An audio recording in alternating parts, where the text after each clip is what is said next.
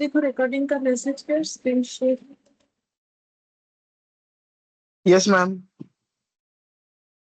तो देखो हम लोग डिसोल्यूशन पढ़ रहे थे जिसमें हम लोगों ने यहाँ पर इंसॉल्वेंसी गार्नियर वर्सेस मॉरे तक जो है किया था, ठीक है। अब इस पे और भी एक दो इलास्ट्रेशन है, वो करने के बाद हम लोग अगर सारे पार्टनर इंसॉल्वेंट हो जाते हैं तो क्या होता है वो पढ़ना पड़ेगा, ठीक है। तो सबसे पहले यहाँ पर हम लोगों ने इलास्ट्रेशन टू जो है ये कर लिया था।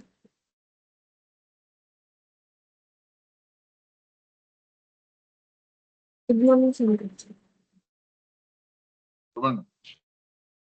यहाँ पर इलास्ट्रेशन वन ये कर लिया था हम लोगों ने, डे वन में किया था, ठीक है। कर लिया था, इलास्ट्रेशन वन कर लिया था। इलास्ट्रेशन टू एक बार चेक कर लीजिए।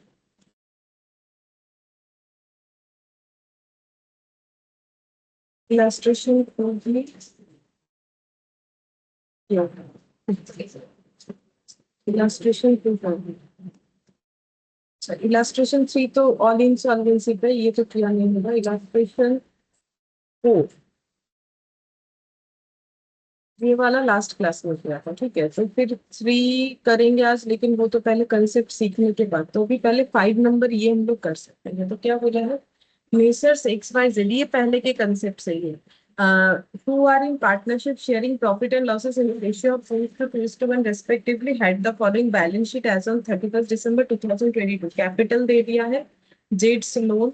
अब जेड्स लोन का मतलब पार्टनर से लिया गया लोन। फिर है लोन फ्रॉम मिसेस एक्स, ठीक है। तो मिसेस एक्स दिया हुआ है, मतलब यहाँ पर मिसेस एक्स जो है, अगर एक्स पार्टनर है, अगर मिसेस एक्स और एक्स में रिलेशन है तो इससे हमें कोई फर्क नहीं पड़ता है, ठीक है। ये आउटसाइडर से लिया गया लोन है, ये पार्टनर से लिया गया लोन है। जब हम लोग डिसोल्यूशन के बाद लाइबिलिटी पे ऑफ करेंगे तो पहले इनको करना पड़ेगा, उसके बाद अगर पैसा बचेगा तो ही पार्टनर का लोन पे होता है, ठीक है। बाकी सैलरी क्रेडिटर दिया हुआ है।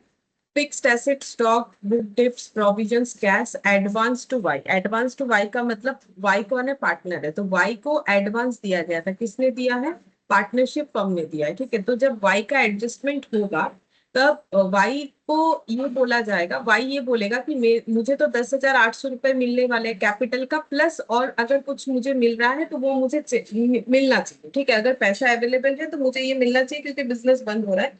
लेकिन उसके पहले पार्टनरशिप फर्म में ये डिसाइड जरूर होगा कि हम लोगों ने, पार्टनरशिप फर्म ने वाई को अगर 4,000 दिया है तो वाई को जो भी पेबल होगा, अगर अमाउंट बचेगा तो ही पेबल होता है, अदरवाइज नहीं होता है। तो अगर बाई चांस पेबल हुआ तो उसमें 4,000 रुपए एटलीस्ट वाई को कम मिलेगा, क्योंकि वाई ने पहले से 4,000 रुपए एडवांस ले रखा था। तो मतलब वाई की सेटलमेंट जब होगा तो वाई को जो भी रिसीवेबल होगा, ये मतलब वाई को जो मिलने वाला है या फिर फर्म वाई को जो भी पे करने वाला है उसमें 4,000 कर देगा।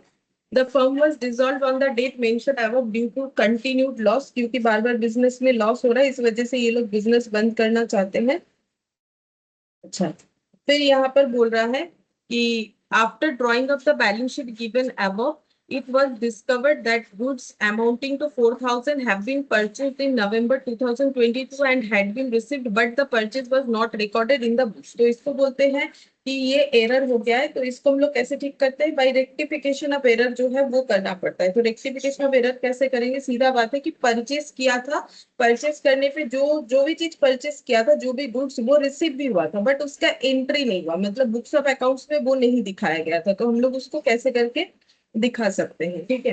तो यहाँ पर सीधा बात है, अगर परचेज किया है तो ऑर्गेनाइजेशन के लिए खर्चा है, मतलब पार्टनरशिप फर्म के लिए, तो उसने खर्चा रिकॉर्ड नहीं किया। अगर खर्चा रिकॉर्ड नहीं किया है तो उसका प्रॉफिट ज्यादा दिख रहा होगा, तो हमें उस प्रॉफिट को क्या करना पड़ेगा, कम करना पड़ेगा। मतलब क्योंकि परचेज नहीं दिखाया गया तो ट्रेडिंग में ग्रॉस प्रॉफिट ज्यादा आ रहा है, और जब हम लोगों ने नेट प्रॉफिट बनाया तो वो भी ज्यादा आ रहा होगा 4,000 रुपए से, क्योंकि 4,000 का खर्चा ही मिसिंग है।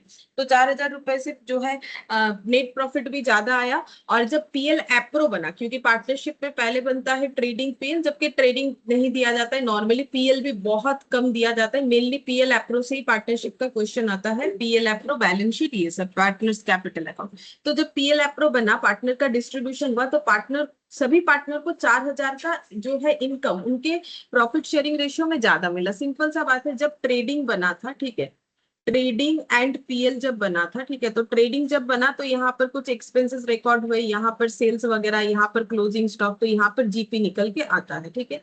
अब ये जब जीपी ब्रॉट डाउन होता है तो यहाँ पर जो बिजनेस के एक्सपेंसेस है लाइक एडमिनिस्ट्रेटिव जो है सेलिंग डिस्ट्रीब्यूशन, इस तरीके का एक्सपेंसेस रिकॉर्ड हुआ और यहाँ पर आया नेट प्रॉफिट, क्योंकि यहाँ पर परचेज रिकॉर्ड होता है एक्सपेंसेस में, परचेज रिकॉर्ड हुआ ही नहीं, तो यहाँ पर जो ग्रॉस प्रॉफिट आया तो वो 4,000 रुपए से ज्यादा आ रहा होगा, क्योंकि अगर मैंने अपना 4,000 खर्चा कम दिखाया तो मेरा प्रॉफिट 4,000 से ज्यादा दिख रहा है, नॉर्मल बात है। जब ये इधर ब्रॉट डाउन हुआ फिर नेट प्रॉफिट आया, देन ये भी मेरा 4,000 रुपए से ज्यादा दिख रहा है, ठीक है।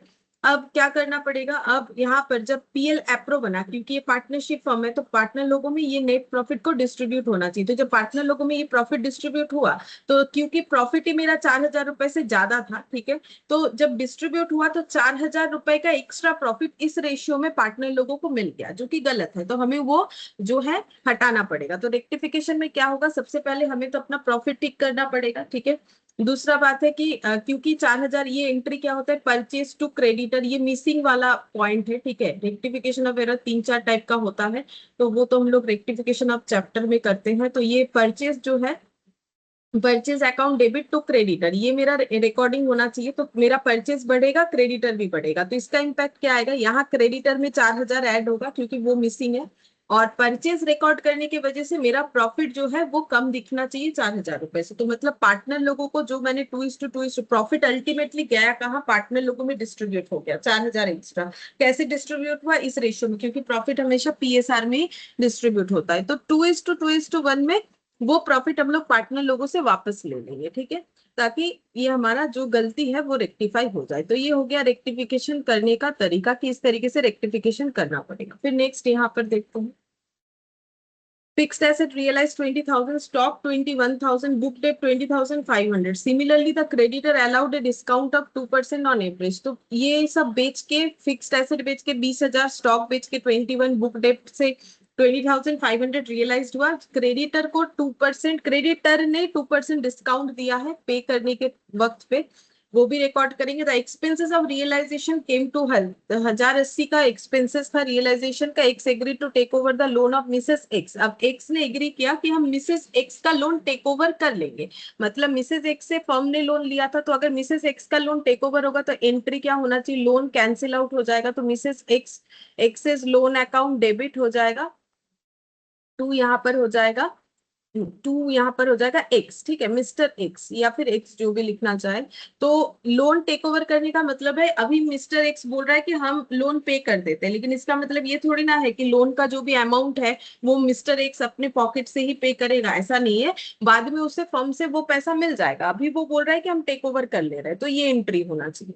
फिर वाई इज इंसॉल्वेंट, अब यहाँ पर वाई इंसॉल्वेंट हो गया। अब जैसे कोई इंसॉल्वेंट होता है गार्नर वर्सेस मोरे लगता है, तो यहाँ पर बोल भी दिया है कि गार्नर वर्सेस मोरे लगाओ, नहीं भी बोलेगा तो लगाना पड़ेगा। And is estate is unable to contribute anything, तो वो कुछ भी कंट्रीब्यूट नहीं कर सकते ऐसे हालत में, तो हमें बोला है give accounts to close the books, हमें बुक्स क्लोज करना है work according to the decision in Garner versus Moore, Garner versus Moore के रूल्स के अकॉर्डिंग हमें बुक्स ऑफ अकाउंट्स को क्लोज करना है। तो हमें यहाँ बोला नहीं है क्या क्या लेजर बनाना है, तो नॉर्मली जो भी लेजर इंपॉर्टेंट होता है वो हम लोग बनाएंगे, जैसे कि सबसे पहले रियलाइजेशन अकाउंट बनाएंगे।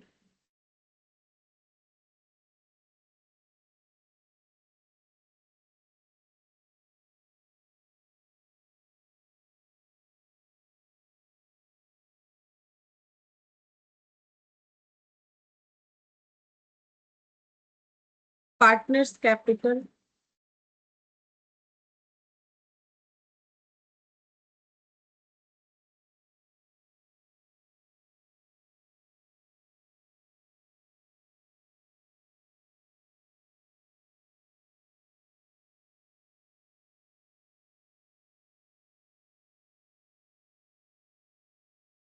Cash account,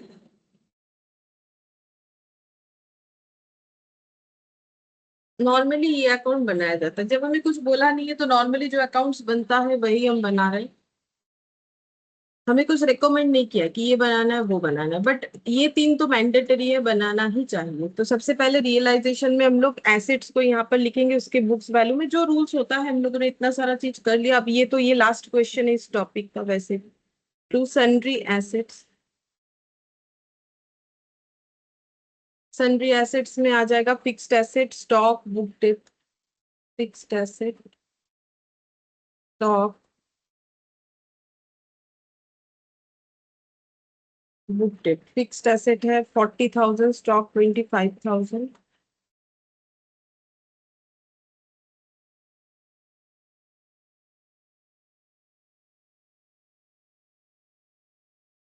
book date 25,000। इधर प्रोविजंस है, प्रोविजंस 5,000, तो प्रोविजंस लाइबिलिटी है तो बाई साइड आ जाएगा, by sundry liabilities.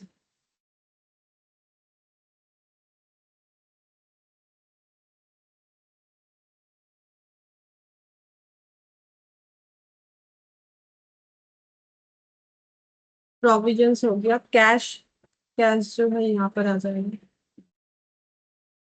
To balance B D 4,000। To balance B D 4,000। अब एडवांस टू वाई क्या होगा, वाई का एडवांस जो है, वाई को जो भी पैसा मिलने वाला है उससे एडजस्ट हो जाना चाहिए, ठीक है।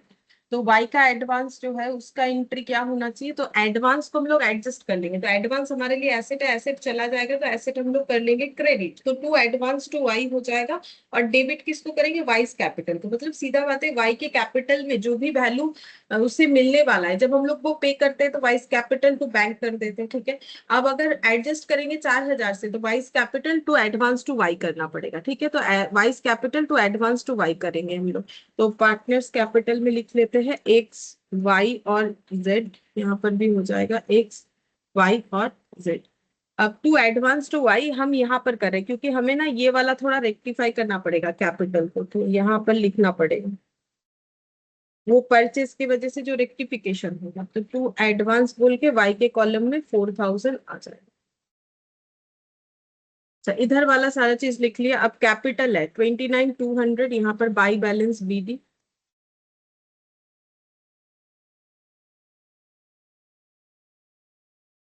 10,800 और 10,000।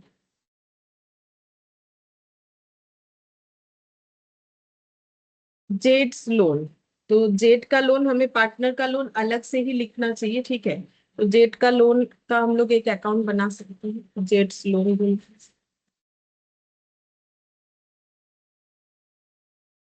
कैश अकाउंट थोड़ा बड़ा चाहिए।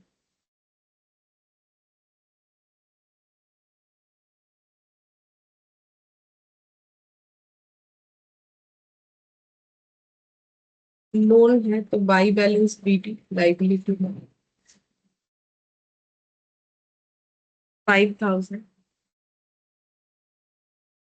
लोन फ्रॉम मिसेस एक्स, ये Y, Mr Y take over कर रहा है, तो loan from Mrs X debit हो जाएगा, लोन कैंसिल आउट हो जाएगा। To Y's capital, sorry to X's capital हो जाएगा, तो यहाँ पर लिखना पड़ेगा।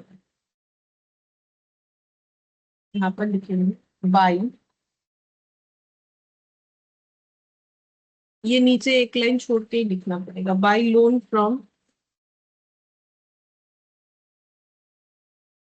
Mrs x. कितना है, 5,000 नहीं, 10,000।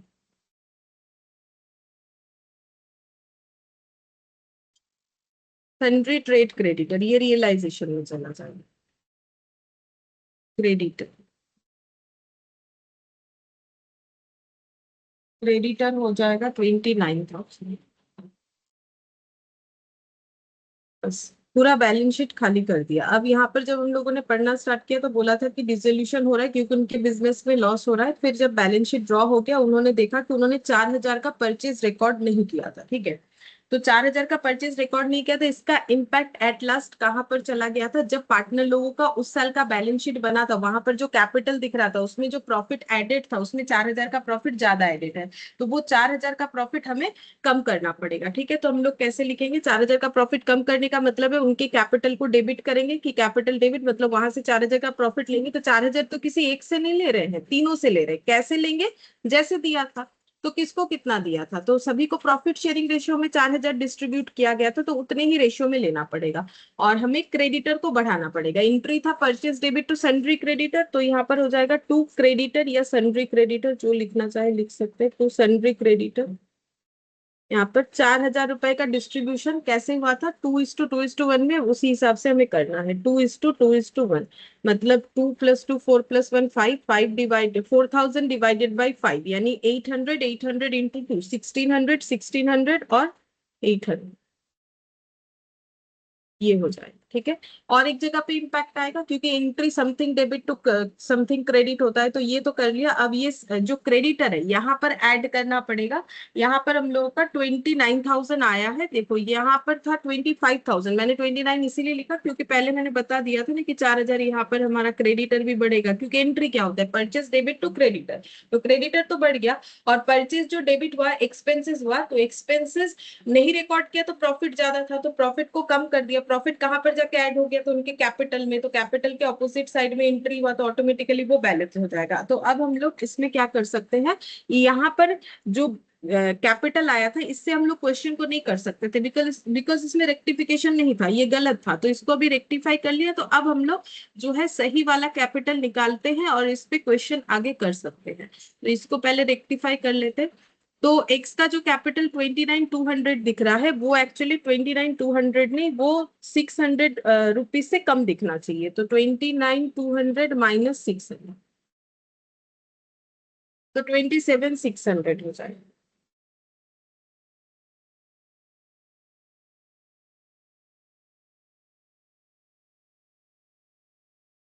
अच्छा, तो ये हो गया 27,600, टोटल 29,200। अच्छा, ये है 10,800, लेकिन इनका एक्चुअली कैपिटल होना चाहिए था, इनको ज्यादा 1,600 मिल गया था 4,000 में से, तो ये वापस इनको करना है 9,200।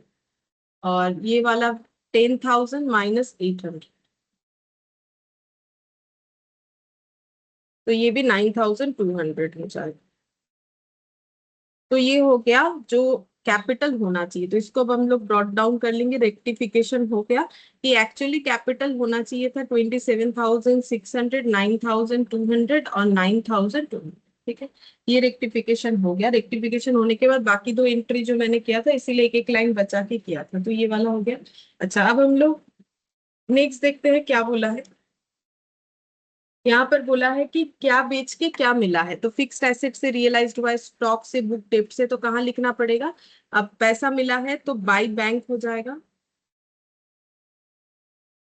क्या क्या बिक गया है, बैंक होगा कि कैश, लेजर किस चीज का है,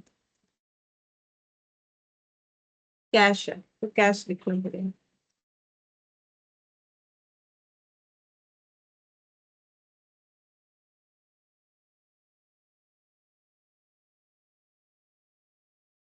fixed asset 20,000,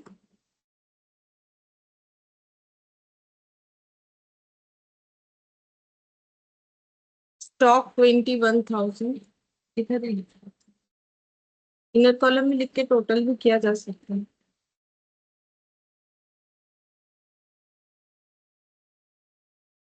book debt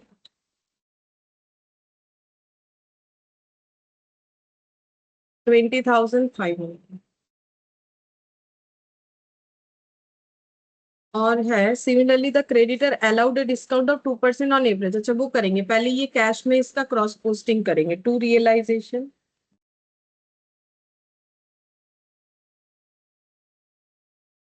fixed asset 20,000, stock 21,000,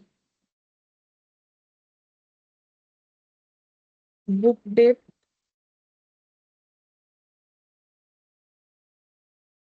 20,500।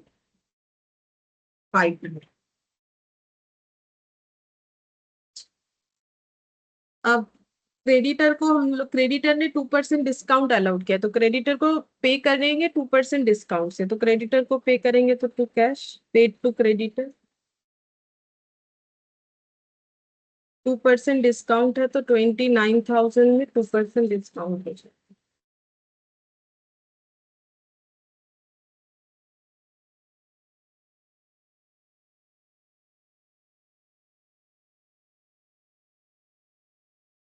28,420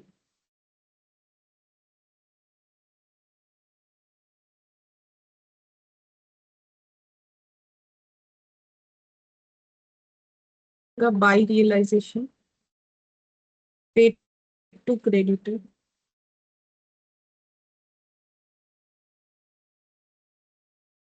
कितना है 28,420 ये हो गया क्रॉस पोस्टिंग। अच्छा, अब और क्या है देखते हैं। यहाँ पर बोला है एक्सपेंसेस ऑफ रियलाइजेशन 1,080 तो फिर यहाँ पर रियलाइजेशन एक्सपेंस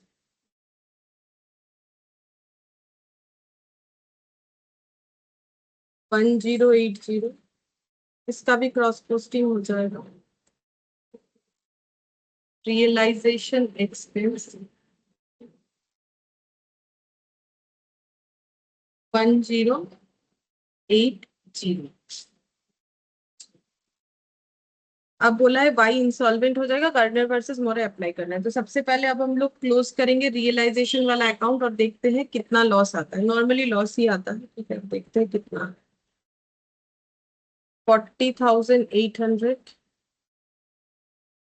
प्लस 50,000, 25 प्लस 25 50 हो गया। 28,420 प्लस 1080 तो 1,20,000।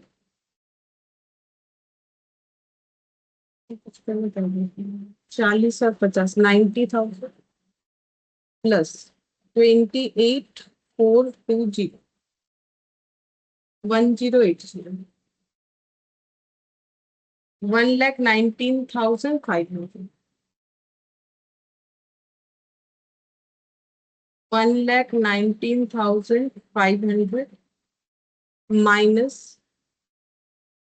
29,000 माइनस 5,000 माइनस 20 61,500 61,500 तो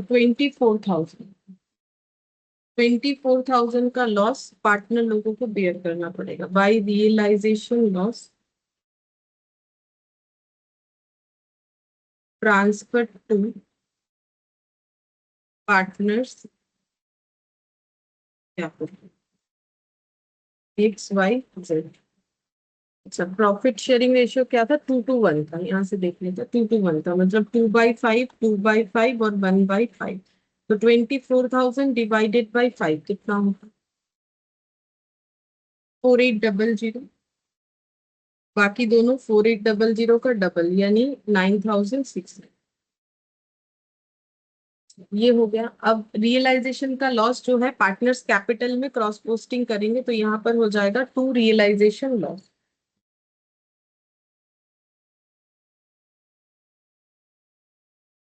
9,600 9,600 और 4,800 ये हो जाएगा। अब हमें गार्नर वर्सेस मोरे अप्लाई करना है। तो गार्नर वर्सेस मोरे अप्लाई करने का सबसे पहला रूल्स होता है कि पार्टनर लोगों को, ये हम लोगों ने लिखा था लास्ट क्लास के पहले वाले क्लास में, कि जो भी रियलाइजेशन लॉस होगा सॉल्वेंट पार्टनर को उतना कैश लाके उनका सॉल्वेंसी प्रूव करना होता है। तो सॉल्वेंट पार्टनर कौन है? एक्स और जेड है, क्योंकि वाई इंसॉल्वेंट है ऐसा हमें कहा गया। हाँ, वाई इंसॉल्वेंट है ऐसा हमें क्वेश्चन में बोला है। तो ये लोग कैश लेके आएंगे रियलाइजेशन लॉस जितना इनके हिस्से में हुआ है। तो एक्स को लाना पड़ेगा 9,600, वाई तो इंस्टॉलमेंट है ये नहीं लाएगा, और जेड लेके आएगा 4,800। पहला कंडीशन तो ये रहा, ठीक है। अब जितना भी लॉस, जितना भी वाई का मतलब अमाउंट वाई नहीं ला पा रहा है, क्योंकि वाई तो जीरो ला पा रहा है, कुछ भी नहीं ला पा रहे, तो वो जितना भी वाई के वजह से लॉस होगा वो एक्स और जेड जो है वो पे करेंगे अपने कैपिटल रेशियो में। कौन सा कैपिटल रेशियो होगा? क्योंकि क्वेश्चन हमारा फ्लक्चुएशन मेथड से है तो एग्रीड कैपिटल लेना पड़ेगा, ठीक है। तो अब एग्रीड कैपिटल कितना होगा वो देखेंगे। तो वर्किंग नोट नंबर 1 हम लोग यहाँ पर चेक करते हैं। लॉस ऑफ वाई, वाई का लॉस कितना होगा? तो वाई का डेबिट बैलेंस कितना है? डेबिट बैलेंस है यहाँ पर 4,000 प्लस 9,600। तो यहाँ पर वाइज डेबिट बैलेंस और वाइज क्रेडिट बैलेंस।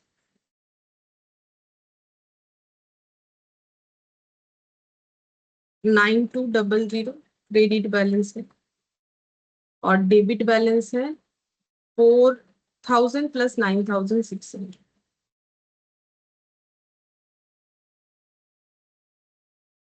13,600 और ये हो गया 9,200। तो बार लिख दिया मैं। 13,600 और 9,200 नेट करने से आ जा रहा है 4,400। अब ये डेबिट होगा कि क्रेडिट, सिंपल सा बात है, मैथ्स में जैसे होता है। ये अगर मेरा डेबिट बैलेंस है और ये अगर मेरा क्रेडिट बैलेंस है, जैसे मैथ्स में होता है, जो ज्यादा वैल्यू है वही वाला हमें पुट करना होता है। तो यहाँ पे हम लोग सेम वही कंसेप्ट लगा सकते हैं। जैसे अगर +10 -7 है तो आंसर 3 होता है, वहीं पर -10 और +7 है तो आंसर -3 होता है। जो वैल्यू ज्यादा है उसका साइन पुट होता है। तो यहाँ पर भी 13,600 ज्यादा है तो ये मेरा डेबिट बैलेंस आ गया। ठीक है, तो डेबिट बैलेंस का मतलब हो गया कि वाई का लॉस हो गया 4,400। अब ये लॉस बेयर कौन करेगा? जो सॉल्वेंट पार्टनर है वो करेगा, यानी एक्स और जेड करेगा। ठीक है, अब कौन से रेशियो में करेगा? अगर फिक्स्ड कैपिटल मेथड है तो फिक्स्ड कैपिटल रेशियो से, फ्लक्चुएशन है तो एग्रीड कैपिटल। तो ये फ्लक्चुएशन मेथड है क्योंकि कहीं पर भी हमें करंट अकाउंट नहीं दिया हुआ था। तो फ्लक्चुएशन कैपिटल मेथड है तो हम लोगों को देखना पड़ेगा एग्रीड कैपिटल। अब एग्रीड कैपिटल का मतलब कैपिटल में अगर कुछ एड ऑन, मतलब कैपिटल का जो बैलेंस है प्लस उसमें अगर कुछ एड ऑन हो रहा है। अब एड ऑन होने का मतलब क्या हो सकता है? जैसे मैंने लिस्ट वहां लिखवा दिया था, जैसे कि जनरल रिजर्व, पीएल वगैरह। ठीक है, तो ये सब ऐड होने से एग्रीड कैपिटल बन के रेडी होता है यहाँ पर। जो एकदम स्टार्टिंग में जब हम लोगों ने ये वाला टॉपिक स्टार्ट किया था तभी शायद लिखवाया था मैंने। यहाँ पर भूल जाएगा।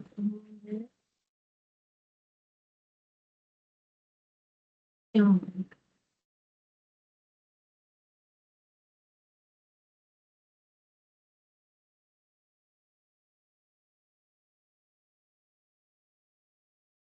ये रहा ए ग्रेड कैपिटल। ये जो भी पार्टनर को मिलने वाला रेट, मतलब जो भी चीज होता है लाइक इंटरेस्ट ऑन कैपिटल या इंटरेस्ट ऑन ड्रॉइंग्स जो भी पे करना पड़ता है, ये सब एडजस्ट होने के बाद लास्ट ए ग्रेड कैपिटल। लेकिन देखा जाए तो क्वेश्चन में हमारे पास ना तो रिजर्व था, ना तो पीएल था, ना तो ड्रॉइंग्स था, ना तो इंटरेस्ट ऑन कैपिटल, ना तो इंटरेस्ट ऑन ड्रॉइंग्स था।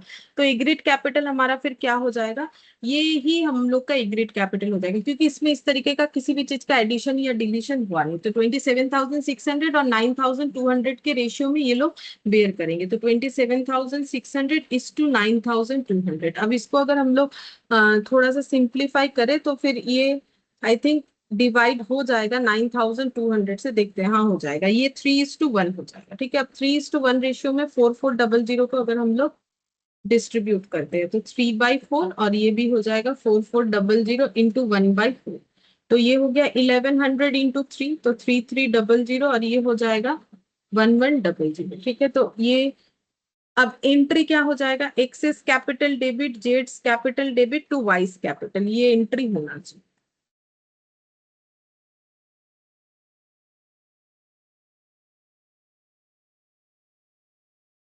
तो अब इसको हम लोग पोस्ट कर देते हैं कैपिटल अकाउंट में। By x capital by Jades capital by X's capital by Jades capital to Y's capital. तो वैल्यू हो रहा है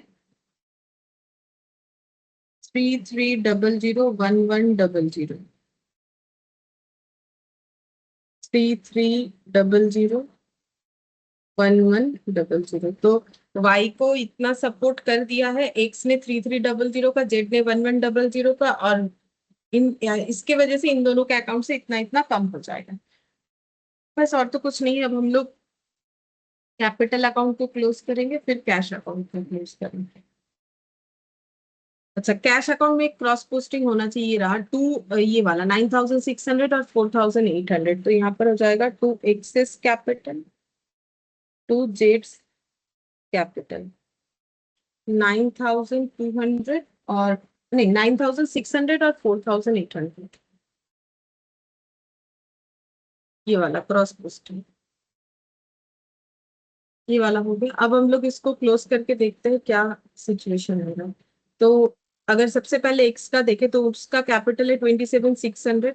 उसने मिसेस एक्स का लोन जो है वो टेक ओवर किया है, तो उसे 10,000 रुपए देना पड़ेगा फर्म के तरफ से। तो उसका कैपिटल हो गया इतना।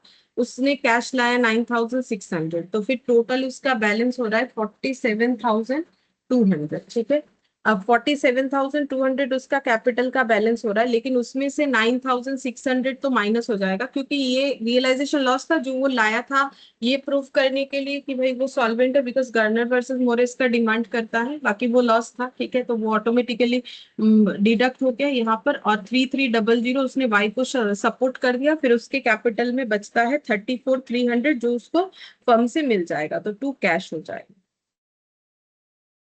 तो ये कैश में लिख देंगे, साथ ही साथ cross posting by X's capital 34,300।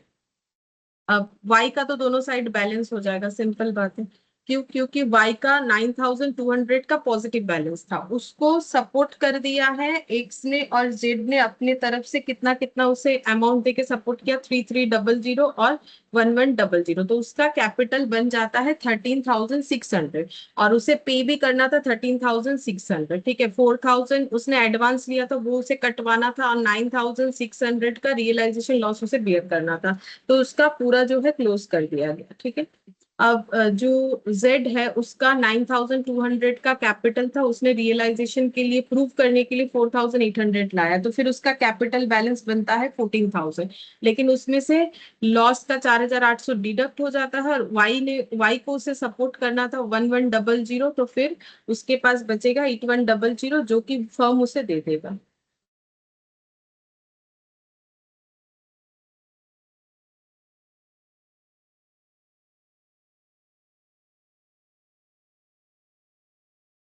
8100। अब देखते हैं कि पैसा है क्या, जेट का लोन पे हो जाए, चेक करते हैं। तो कितना पैसा टोटल आया है, पहले से 4,000 था, रियलाइजेशन में मतलब एसेट वगैरह बेच के आया है 20,000, प्लस 21,000, प्लस 20,500, प्लस एक्स और वाई ने रियलाइजेशन लॉस के लिए लेके आया है वो लोग 9,600, एक्स और जेड, और 4,800, तो टोटल हो जाता है 79,900। इतना जो है कैश बैलेंस दिख रहा है। अब इसमें से क्या क्या पे करना पड़ेगा, क्रेडिटर को पे करना पड़ेगा, रियलाइजेशन एक्सपेंसेस को पे करना पड़ेगा। अच्छा, एक सेकंड, ये कैलकुलेशन हम एक बार फिर से देखेंगे। 4,000, तो ये 1,000 है शायद। कैश 1,000 है, वो एडवांस 4,000 था, मैंने यहाँ पर गलत नोट डाउन कर दिया। वो एडवांस था, मैंने ये लिख लिया, तो 3,000 ज्यादा दिख रहा है, ठीक है। तो 79,900 से 3,000 माइनस कर देते हैं, 79,900 माइनस 3,000, तो 76,900 होना चाहिए। 76,900 ये हो जाएगा। इतना कैश है, इसमें से क्रेडिटर को पे कर देंगे 28,420, आराम से कर सकते हैं। रियलाइजेशन एक्सपेंस 1,080 पे कर देंगे। एक्स को मिल जाएगा 34,300, ठीक है। वाई को मिल जाएगा 8100, उसके बाद भी बच रहा है 5,000 जो कि जेड का लोन उससे आराम से पे हो जाएगा, तो यहाँ पर जेड का लोन पे होने से लिखेंगे टू कैश, पैसा है तो हम लोग पे कर सकते हैं 5,000, यहाँ पर क्रॉस पोस्टिंग हो जाएगा बाई जेड्स लोन 5,000, तो ये जेड का लोन पे होने के बाद और कुछ नहीं बचेगा, दोनों साइड बैलेंस होके 76,900 बच जाएगा।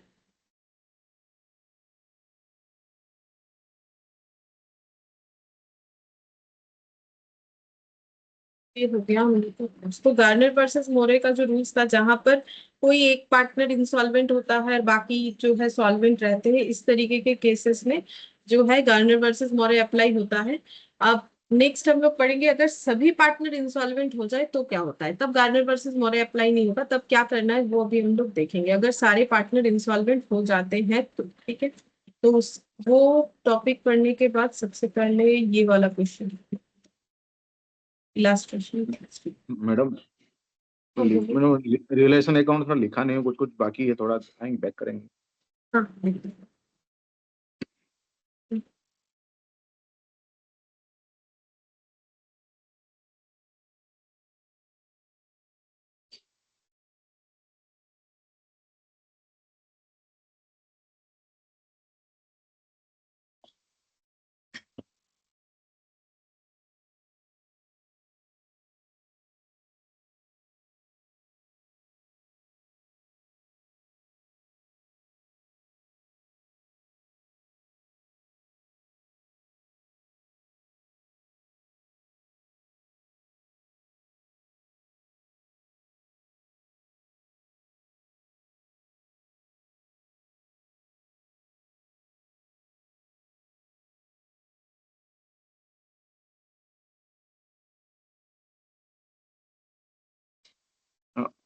ओके मैडम, अभी पार्टनर्स कैपिटल को जाइए।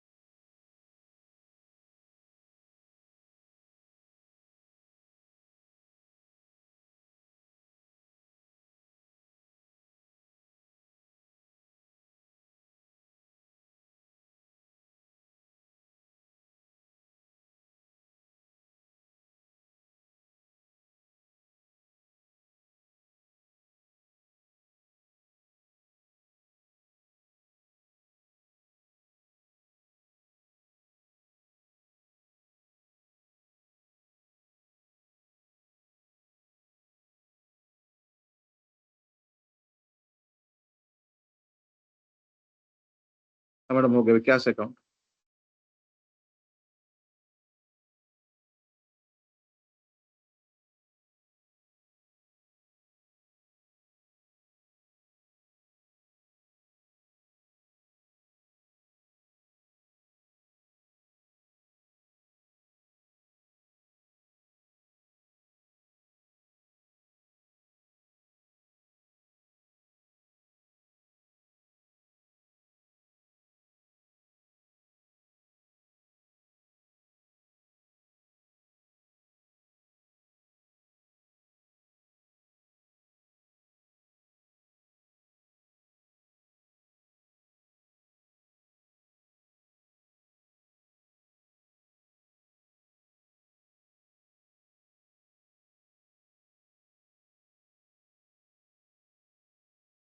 हो गया मैडम, जेट्स लोन।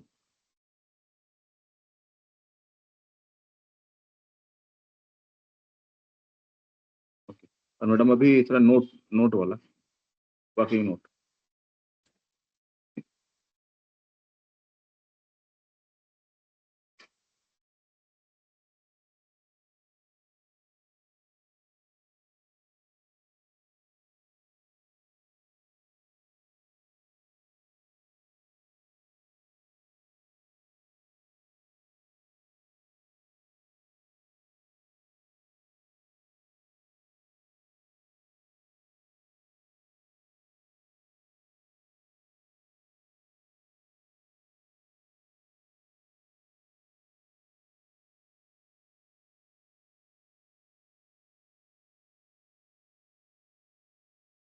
हाँ madam, complete. Thank. Insolvency of all parties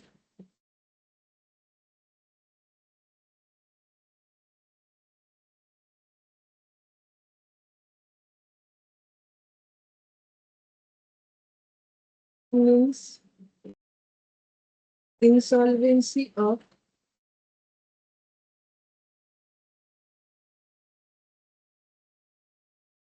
firm or means creditor will not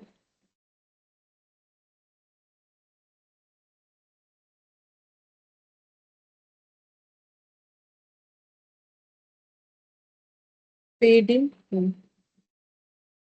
तो इंसॉल्वेंसी ऑफ ऑल पार्टनर मतलब पूरा फर्म में इंसॉल्वेंट हो गया। अगर कोई भी पार्टनर के पास कुछ मतलब सभी अगर इंसॉल्वेंट हो गए तो पूरा बिजनेस ही इंसॉल्वेंट हो गया। मतलब इंसॉल्वेंसी ऑफ फर्म बोल सकते हैं इसे, या फिर creditor will not be paid in full. अब यहाँ पर क्रेडिटर का मतलब सिर्फ जिससे मैंने सप्लाई मतलब ऐसे सप्लायर का बात नहीं हो रहा। क्रेडिटर मतलब जो भी मेरा लाइबिलिटी है, ठीक है, जो इसको भी मुझे पे करना है वो हम पूरा पे नहीं कर पाएंगे। ठीक है, ऐसा सिचुएशन तभी क्रिएट होगा अगर सारे पार्टनर इंसॉल्वेंट हो जाते हैं। तो ऐसा सिचुएशन होगा कि हम लोग अपनी लाइबिलिटी सारा पे नहीं कर पाएंगे। प्रोबेबिलिटी है कि ऐसा हो ही हो, ठीक है। अगर पार्टनर सारा इंसॉल्वेंट हो जाता है तो ऐसा होने का चांसेस बहुत ज्यादा होता है, ठीक है। तो अब ऐसे केसेस में हमें क्या अकाउंटिंग ट्रीटमेंट सिखाया जाता है? तो इन दिस केस आउटसाइडर्स या फिर outside outside liabilities can't be paid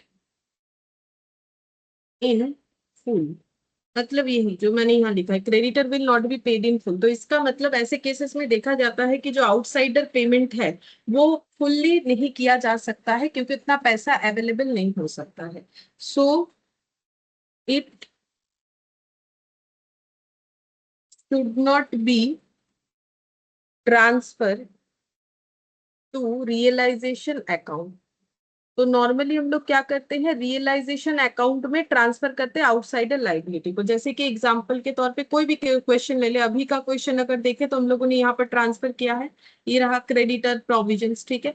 लेकिन अभी अगर ऐसा क्वेश्चन हमें बोल रहा है कि सारे पार्टनर इंसॉल्वेंट है, तो कोई भी आउटसाइडर लाइबिलिटी है, जैसे कि क्रेडिटर हुआ या इम्प्लॉय प्रोविडेंट फंड हुआ या फिर किसी भी तरीके का आउटसाइडर लाइबिलिटीज अगर है, बिल्स पेबल हुआ, आउटस्टैंडिंग एक्सपेंसेस हुआ, तो वो एक भी हमें रियलाइजेशन में नहीं लिखना है। जैसे पहले तो हम लोगों ने ये सीखा ना कि सारे आउटसाइडर पेमेंट को हमें रियलाइजेशन अकाउंट में बुक वैल्यू पे दिखाना है, बट यहाँ पर हम लोग ऐसा नहीं करेंगे। क्यों नहीं करेंगे?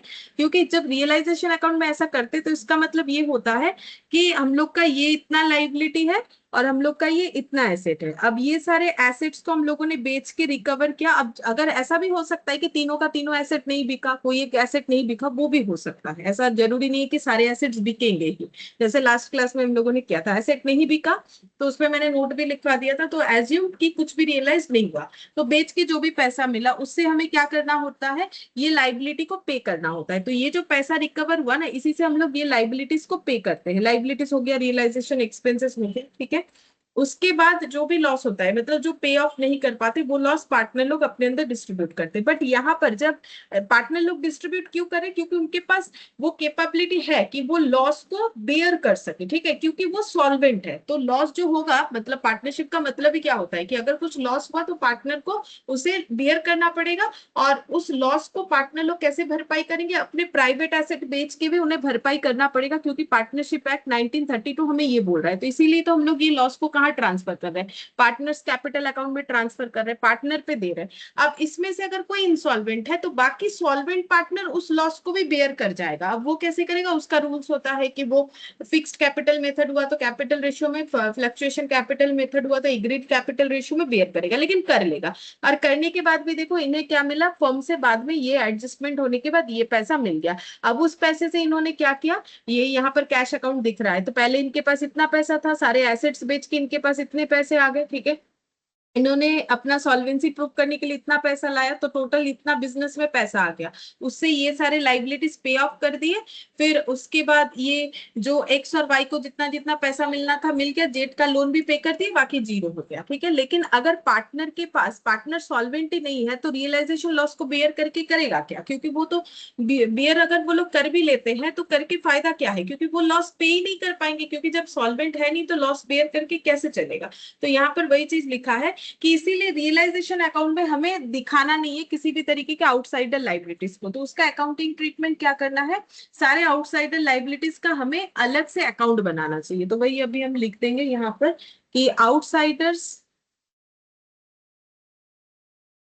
Liabilities will have to bear deficiency. ऐसे होने पे क्या आउटकम आ सकता है? आउटकम यही है कि आउटसाइडर लाइबिलिटीज का डेफिशिएंसी हो सकता है। मतलब सपोज कि क्रेडिटर को 10,000 मिलने वाला था, अब देखा जा रहा है फर्म से 8,000 ही दे पा रहे, बाकी और मतलब पार्टनर का प्राइवेट एसेट तो कुछ है ही नहीं। इंसॉल्वेंट होने का मतलब प्राइवेट एसेट नहीं है, तो बिजनेस में जो भी था वो बेच बाच के 8,000 ही दे पा रहे, 2,000 नहीं दे पा रहे। तो 2,000 क्या हो गया, जिसको पैसा मिलने वाला था उसके लिए लॉस हो गया। मतलब इसको बोलते हैं डेफिशिएंसी, कि 2,000 का डेफिशिएंसी दिख गया, ठीक है। और डेफिशिएंसी होने पे पैसा मिलने वालों को लॉस होता है। तो नोट्स यहाँ पर एक लिखेंगे, since full amount will not B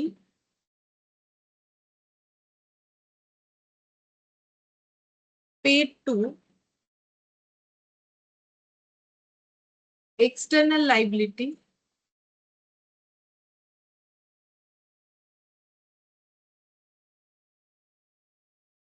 it will not be transferred to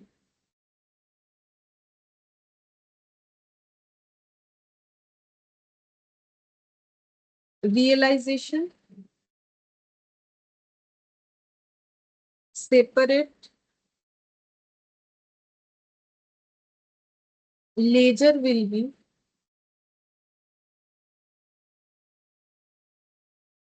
done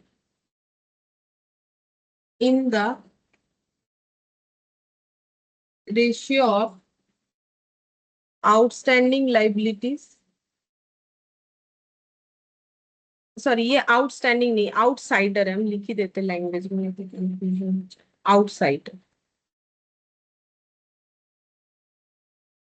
outsider separate ledger will be open for separate ledger will be sorry ये will be open for पहले लिखेंगे, will be open for all creditors, मतलब outsider liability या external liability भी हम लोग लिख सकते हैं। Payment will be done in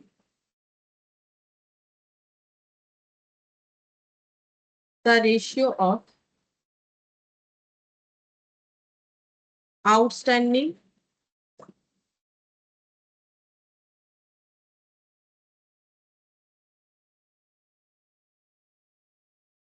liabilities of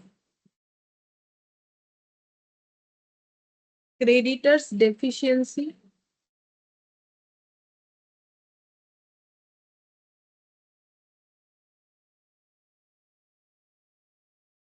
will be transferred to deficiency account.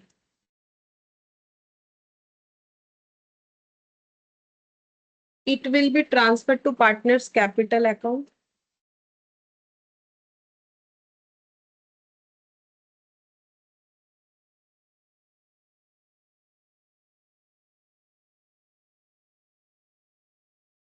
According to the outstanding amount.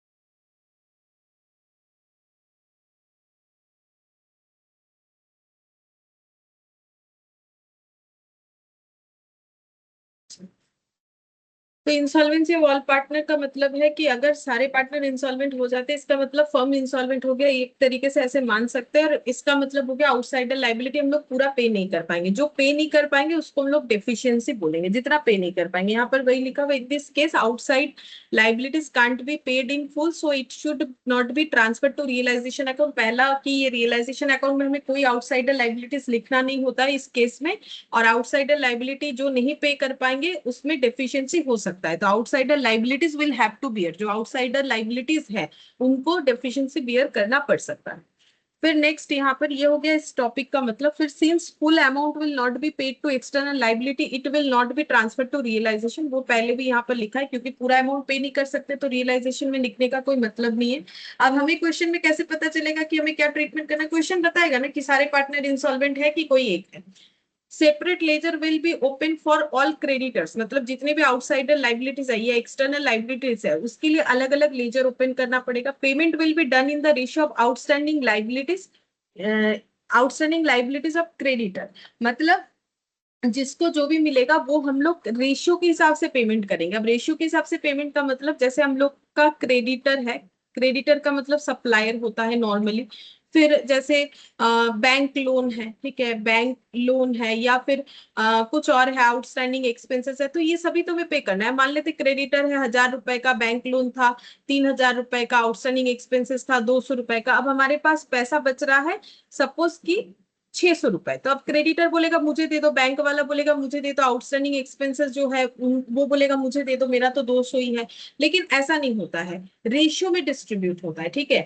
कि ये जो 600 है ये तीनों को मिलेगा कौन से रेशियो में, 1:3 ऐसे करके मिल जाएगा। ये 2000 कर देते तो रेशियो बता देते, 1:3:2 में ये बढ़ जाएगा। ऐसा नहीं कि किसी एक को चला जाएगा, तो नहीं तो फिर डिस्प्यूट हो जाएगा। वही चीज बोला है, payment will be done in the ratio of outstanding liabilities of creditor.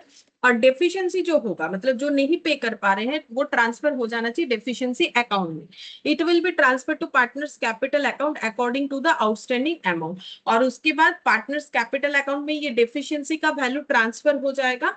और कैसे ट्रांसफर होगा, जितना अमाउंट बचेगा डेफिशिएंसी का उसके हिसाब से, ठीक है। तो अब हम लोग एक क्वेश्चन करने से समझ में आ जाएगा कि कैसे करके हमें ये करना पड़ेगा।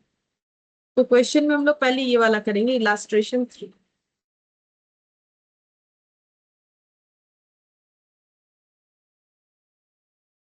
तो इसमें बोला है Amal and Bimal are in equal partnership, मतलब इनका प्रॉफिट शेयरिंग रेशियो 1:1 है। Their balance sheet stood as under on 31 March 2001। तो इनका बैलेंस शीट कुछ इस तरीके से दिख रहा है, जिसमें प्लांट एंड मशीनरी है, फर्नीचर है,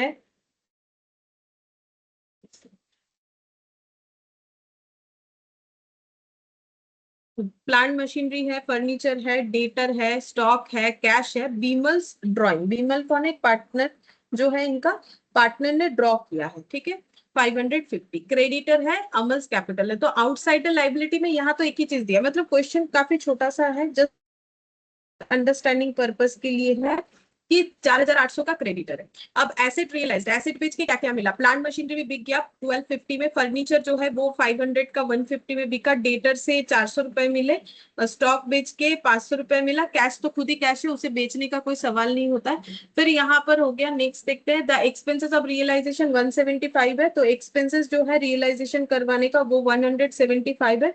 Amar's private estate is not sufficient even to pay his private debts. तो इसमें कौन इंसॉल्वेंट हो गया है, इसका मतलब पता चल रहा है कि अमल इंसॉल्वेंट हो गया है, ठीक है। कि अमल का हालत ऐसा है कि वो प्राइवेट एसेट बेच के भी ये सॉरी ये अपना पर्सनल जो लाइबिलिटी है वही पे नहीं कर सकता है, ठीक है। अगर पर्सनली कुछ लाइबिलिटी ले रखा है तो वही पे नहीं कर सकता है, तो बिजनेस में उसका लाइबिलिटी का जो कंट्रीब्यूशन है वो कैसे पे करेगा। Where Bimal's private estate has a surplus of 200 only. Bimal के पास पैसा तो है लेकिन सिर्फ और सिर्फ 200 रुपए है, मतलब वो 200 रुपए पे कर सकते हैं, बाकी कुछ नहीं, मतलब इसका भी इंसॉल्वेंट हालत हो चुका है, ठीक है। मतलब ये हम लोग बोल सकते हैं कि अमल तो इंसॉल्वेंट है, वो तो डिक्लेयर हो ही गया है। बीमल के पास सिर्फ 200 रुपए है, मतलब 200 रुपए से अगर हमारा पूरा लाइबिलिटी पे नहीं होता है तो फिर ये पार्टनरशिप फॉर्म ही तो इंसॉल्वेंट हो गया, कि अमल तो कुछ ला ही नहीं सकता है, बीमल के पास सिर्फ 200 रुपए है। So the necessary ledger account to close the books of the firm, हमें नेसेसरी लेजर अकाउंट दिखाना है फर्म का बुक्स ऑफ अकाउंट क्लोज करने के लिए। तो यहाँ गार्डनर वर्सेस मोरे, पहला बात है कि अप्लाई होगा ही नहीं। क्यों नहीं होगा, क्योंकि गार्डनर वर्सेस मोरे अप्लाई करने के लिए हमें एक पार्टनर इंसॉल्वेंट, तो बाकी कम से कम हमें 2 पार्टनर चाहिए। सिर्फ 2 पार्टनर में पहला बात है गार्डनर वर्सेस मोरे अप्लाई नहीं होगा। क्यों नहीं होगा, क्योंकि जो पार्टनर इंसॉल्वेंट हो जाते हैं उसके लॉस को बेयर किया जाता है रेशियो में। तो रेशियो तो कम से कम मिनिमम 2 पार्टनर चाहिए, 2 से ज्यादा हुआ तो भी चलेगा। रेशियो का मतलब ही 2 डेटा होता है, तो 2 डेटा का मतलब 2 पार्टनर चाहिए ना। तो ये मैंने लास्ट क्लास भी बोला था और लिखवाया भी था, तो देखते हैं अगर मिल जाता है तो हम दिखाते हैं कि कहाँ लिखा था मैंने कि अगर हम लोग द प्रिंसिपल, ये मिल गया, the principle of Gardner versus Murray does not apply if there are only 2 partner. अगर सिर्फ 2 पार्टनर है गार्डनर वर्सेस मोरे अप्लाई नहीं होगा। इसका लॉजिक भी बता दिया था, अभी फिर बताए क्यों नहीं अप्लाई होगा। क्योंकि गार्डनर वर्सेस मोरे का मतलब क्या होगा, अगर कोई भी एक पार्टनर इंसॉल्वेंट है तो उसकी वजह से जो लॉस हो रहा है वो लॉस कौन बेयर करता है, बाकी सॉल्वेंट पार्टनर। तो बाकी सॉल्वेंट पार्टनर में मिनिमम 2 होना चाहिए। अगर मेरे पास बचे ही तो मतलब सिर्फ 2 पार्टनर से पार्टनरशिप था, एक इंसॉल्वेंट हो गया, तो दूसरा ये लॉस कैसे रेशियो में बेयर करेगा, क्योंकि वो तो रेशियो में बेयर करने का रूल्स बताया गया। तो एक से थोड़ी ना रेशियो बनता है, ठीक है। जैसे यहाँ पर हुआ था कि ए और बी बचे हुए थे, यहाँ पर डी इंसॉल्वेंट हो गया तो ए बी ने 4:2 में ये रेशियो में ये लॉस को बेयर कर लिया। बट रेशियो बनेगा कैसे अगर कोई एक ही पार्टनर होता है, इसीलिए रूल्स लिखा गया है कि गार्डनर वर्सेस मोरे 2 पार्टनर में कभी अप्लाई नहीं होगा। कम से कम 3, उससे ज्यादा हुआ तो भी चलेगा, कोई प्रॉब्लम नहीं है। तो इसमें तो गार्डनर वर्सेस मोरे पहला बात है अप्लाई नहीं होगा। तो इसको हमें क्या मानना है कि पूरा फर्म इंसॉल्वेंट हो रहा है, उसके हिसाब से हमें ये क्वेश्चन को सॉल्व करना है, ठीक है। तो हमें बोल दिया कि नेसेसरी लेजर बना के दिखाना है। अब नेसेसरी लेजर में क्या क्या हो जाएगा, तो हम लोग अभी जब थ्योरी लिख रहे थे तो वहां देखे कि रियलाइजेशन अकाउंट तो बनेगा, बट उसमें रूल्स ये है कि रियलाइजेशन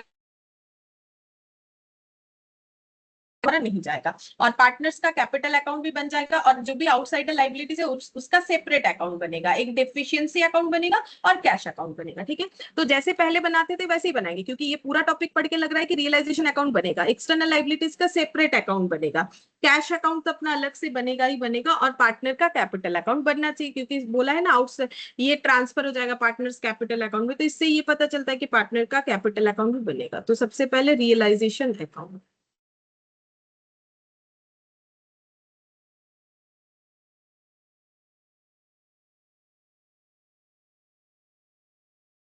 रियलाइजेशन के बाद क्या बनाएंगे, यहाँ पर आउटसाइडर में सिर्फ क्रेडिटर दिख रहा है, तो हम क्रेडिटर का अलग से अकाउंट बनाएंगे, क्योंकि वो रियलाइजेशन में नहीं लिखना है हमें। Deficiency account, partners capital account, cash account, तो क्रेडिटर बना लिया, फिर बनाएंगे पार्टनर्स कैपिटल बना लेते हैं।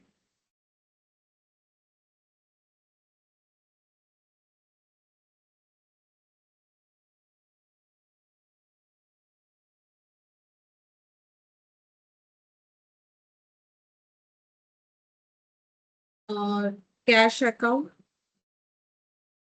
और डेफिशिएंसी।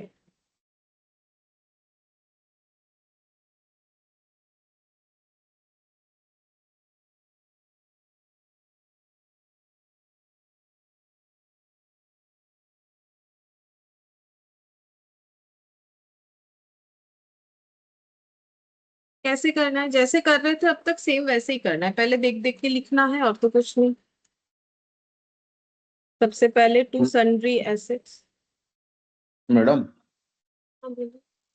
हाँ मैडम, ये कॉस्ट अकाउंटिंग का कुछ प्राइमरी बुक्स रहेगा क्या, जो फंडामेंटल रहेगा, ऐसा कुछ ऑथर का नाम बोलिए ना। बुक्स मतलब आप बुक्स यानी कि क्या, कुछ बुक्स खरीदना चाहते हैं ऐसा कुछ? हाँ मैम, हाँ हाँ हाँ मैम। खरीदना है, लेकिन तो सोच के इजी बताइए रहेगा। मतलब। ओके मतलब ओके। देखिए हम तो लिखवाते हैं जो भी मुझे रिक्वायरमेंट होता है उसके हिसाब से, और बुक्स देखिए इसमें मतलब क्वेश्चन का बुक्स चाहिए या फिर नहीं नहीं, मतलब। क्वेश्चंस का नहीं मैडम, थोड़ा फंडामेंटल्स क्लियर होना है मैडम। सिंपल्स वर्ड और सिंपल्स हमको जरा जैसे बेस क्लियर होना है फर्स्ट।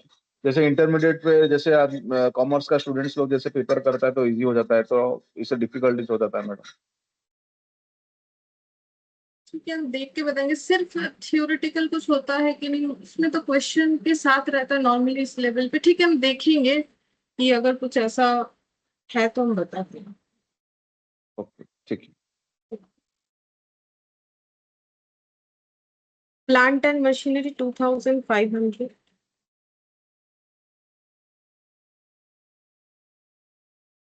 फर्नीचर 500।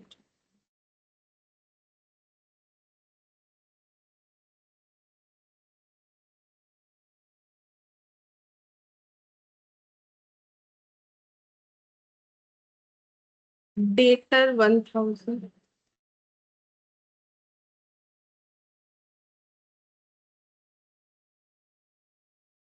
स्टॉक 800।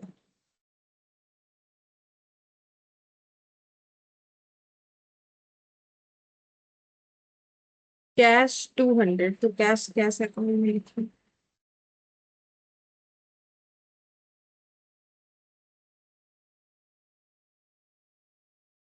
कैश 200। और बीमल्स ड्राइंग 550, तो ड्राइंग्स कहाँ लिखना पड़ेगा, कैपिटल अकाउंट में। ठीक है, तो ये हम लोग बोल सकते हैं ड्राइंग्स, या फिर कैपिटल का जो है हमारा डेबिट बैलेंस, ये भी बोल सकते हैं कि इसने 550 रुपए ड्रॉ कर रखा है, क्योंकि इसका कोई पॉजिटिव कैपिटल नहीं है, तो ये हम लोग नेगेटिव कैपिटल बोल सकते हैं 550। तो कैपिटल अकाउंट कहाँ गया, ये यहाँ पर अमल, और ये बीमल, अमल, और ये बीमल, तो यहाँ पर हो जाएगा टू ड्राइंग्स लिख सकते हैं, या to balance BD negative balance है, इस हिसाब से भी हम लोग यहाँ पर 550 दिखा सकते हैं, या तो टू बैलेंस बीडी या फिर ड्राइंग्स भी लिख सकते हैं। टू बैलेंस बीडी लिखते हैं। यहाँ पर हो गया इतना 550। ठीक है, ये इधर वाला सारा चीज हम लोगों ने लिख लिया। अब इधर बच रहा है क्रेडिटर। क्रेडिटर का सेपरेट अकाउंट होगा जो कि हम लोग बना रखे हैं, तो 4800। तो क्रेडिटर लाइबिलिटी है, लाइबिलिटी साइड में ब्रॉट डाउन हो जाएगा बाई बैलेंस बीडी 4800।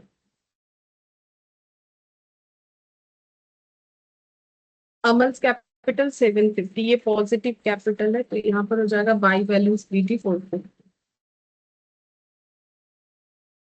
तो अभी तक हम लोगों ने जो किया है कुछ नहीं, ये जो भी जहां पोस्ट होना चाहिए था वहां पोस्ट करके ये पूरा हम लोगों ने खाली कर दिया अभी तक। बस ब्रॉट डाउन ही किया है और कुछ नहीं, देख देख के। अब एसेट रियलाइज हुआ है तो फिर बाई कैश हो जाएगा, क्योंकि कैश का लेजर है, ये इतने इतने पैसे मिल गए हैं, तो फिर कैश यहाँ पर हो जाएगा। रियलाइजेशन में लिखेंगे बाई कैश खोल के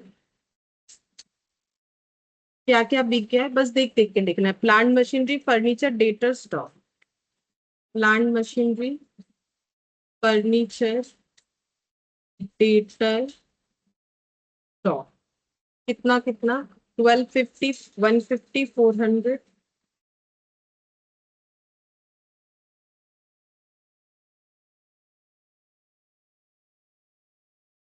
500। ये पूरा हमें पोस्ट करना पड़ेगा कैश अकाउंट में। टू रियलाइजेशन बोल के plant machinery furniture debtor stock, to realisation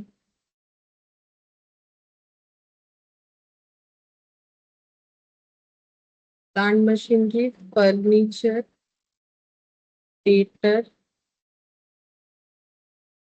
stock. Amount यहाँ से लिख 1250, 150, 400,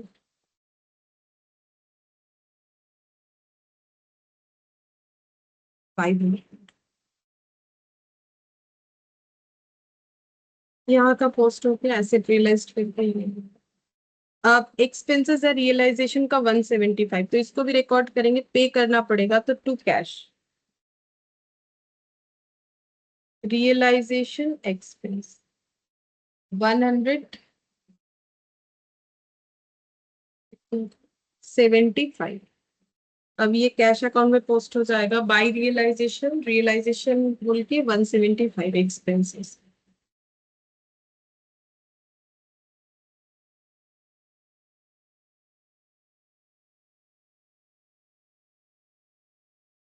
रियलाइजेशन एक्सपेंस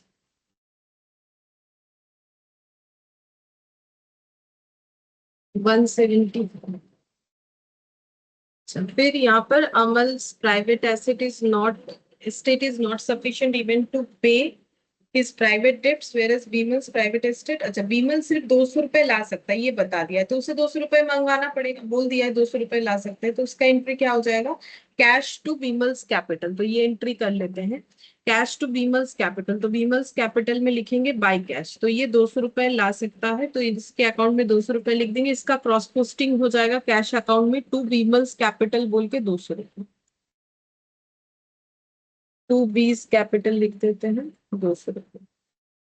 हो गया। अब इंसॉल्वेंसी का ट्रीटमेंट हमें करना पड़ेगा, तो सबसे पहले रियलाइजेशन अकाउंट ही क्लोज होगा जैसा हम लोग कर रहे थे अभी तक। तो रियलाइजेशन अकाउंट को क्लोज करते हैं। 2500 और 500, 500 500, हजार, ये 2000, 3000, 4000, 4975, 4975, ये हो गया।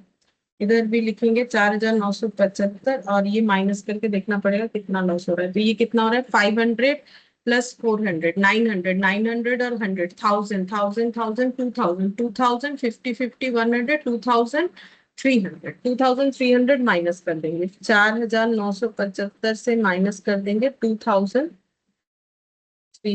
तो ये आ जा रहा है 2675, 2675 by realisation loss transfer to partners capital. Aman बीमा। अच्छा, इनका प्रॉफिट शेयरिंग रेशियो इक्वल था, क्वेश्चन में स्टार्टिंग में ही बता दिया था, इक्वल प्रॉफिट शेयरिंग रेशियो वाला इनका काम था। इक्वल मतलब हाफ हाफ, तो हाफ और हाफ, तो 2675 का हाफ करेंगे, 1337.5, तो ये कर लेते 1338 राउंड में, और बाकी बैलेंस करके लिखेंगे तो एडजस्ट होगा, नहीं तो नहीं होगा। 1338, तो फिर ये हो जाएगा 1337, तो एक हो जाएगा 1338, एक हो जाएगा 1337। तो ये हो गया रियलाइजेशन लॉस को हम लोगों ने यहाँ पर ट्रांसफर कर दिया। अब ये रियलाइजेशन लॉस पार्टनर लोगों में दे देते हैं। रियलाइजेशन लॉस यहाँ पर हो जाएगा 2, रियलाइजेशन लॉस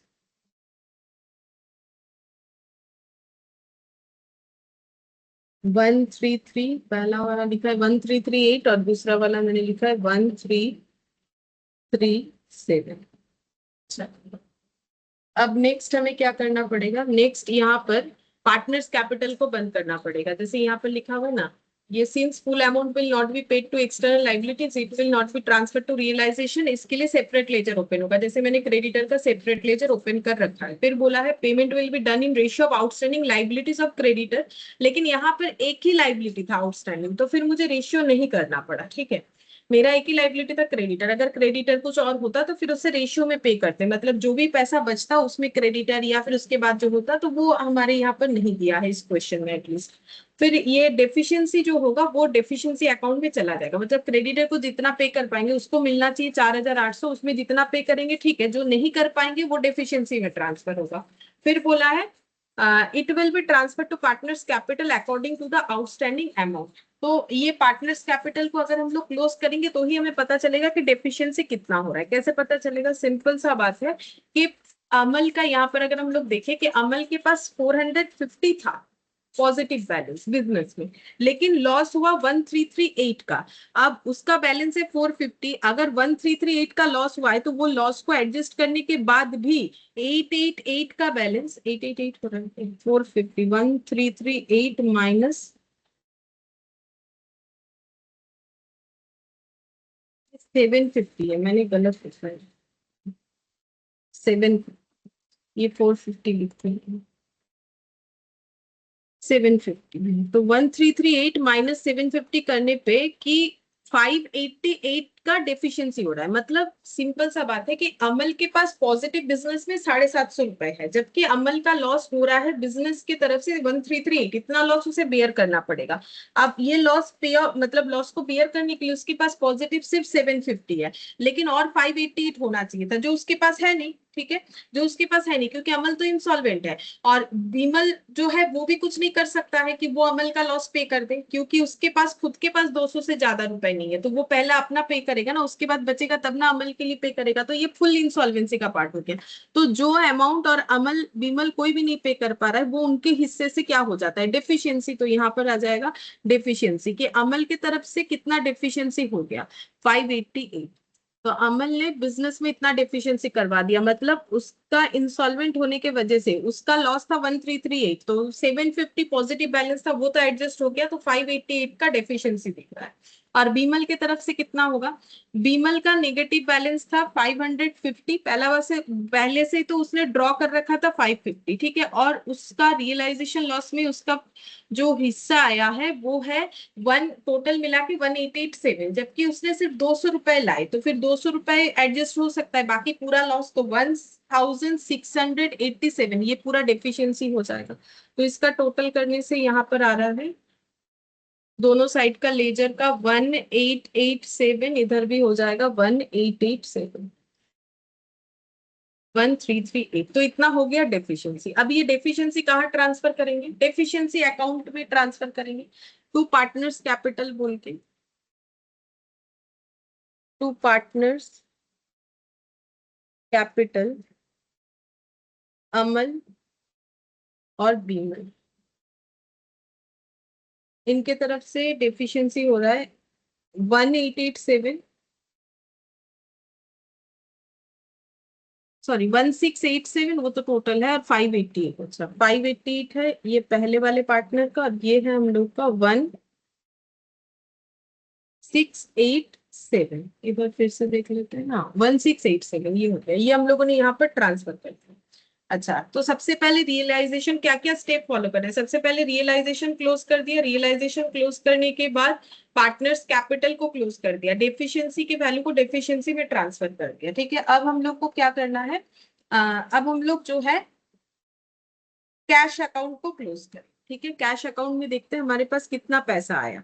तो पहले देखते हैं, हमारे पास पहले से बिजनेस में 200 रुपए थे, बिजनेस के एसेट्स बेच के आया 1250 प्लस 150 प्लस 400 प्लस 500 प्लस 200, तो टोटल पैसा आया हमारे पास 2700। उसमें से रियलाइजेशन एक्सपेंस पे करना पड़ेगा 175, तो बचता कितना है? 2525। और क्रेडिटर हमारा बाकी है, उसका देखना पड़ेगा हम लोग कितना पे कर सकते हैं। तो क्रेडिटर को पे कितना करना था वो तो क्रेडिटर अकाउंट हमें बताएगा, 4800। बट हमारे पास पैसा कितना बच रहा है कैश अकाउंट में? 2525। तो हम लोग बस इतना ही क्रेडिटर को पे कर सकते हैं। तो यहाँ पर क्रेडिटर मेरा कितने से कम हो सकता है? बस इतने से ही कम हो पाएगा, क्योंकि है ही नहीं हमारे पास इससे ज्यादा पैसा।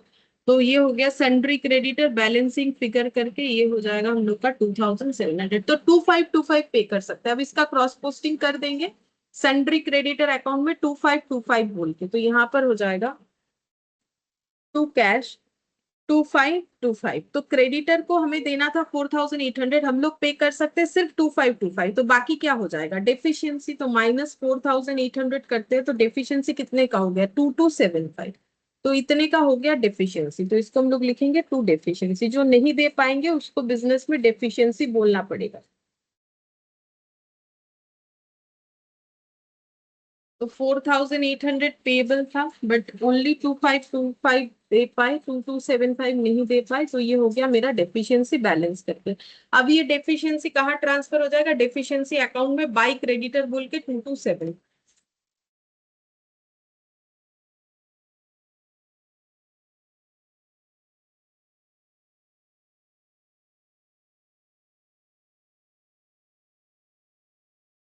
अब ये डेफिशिएंसी अकाउंट बैलेंस हो जाएगा 588 प्लस 1687।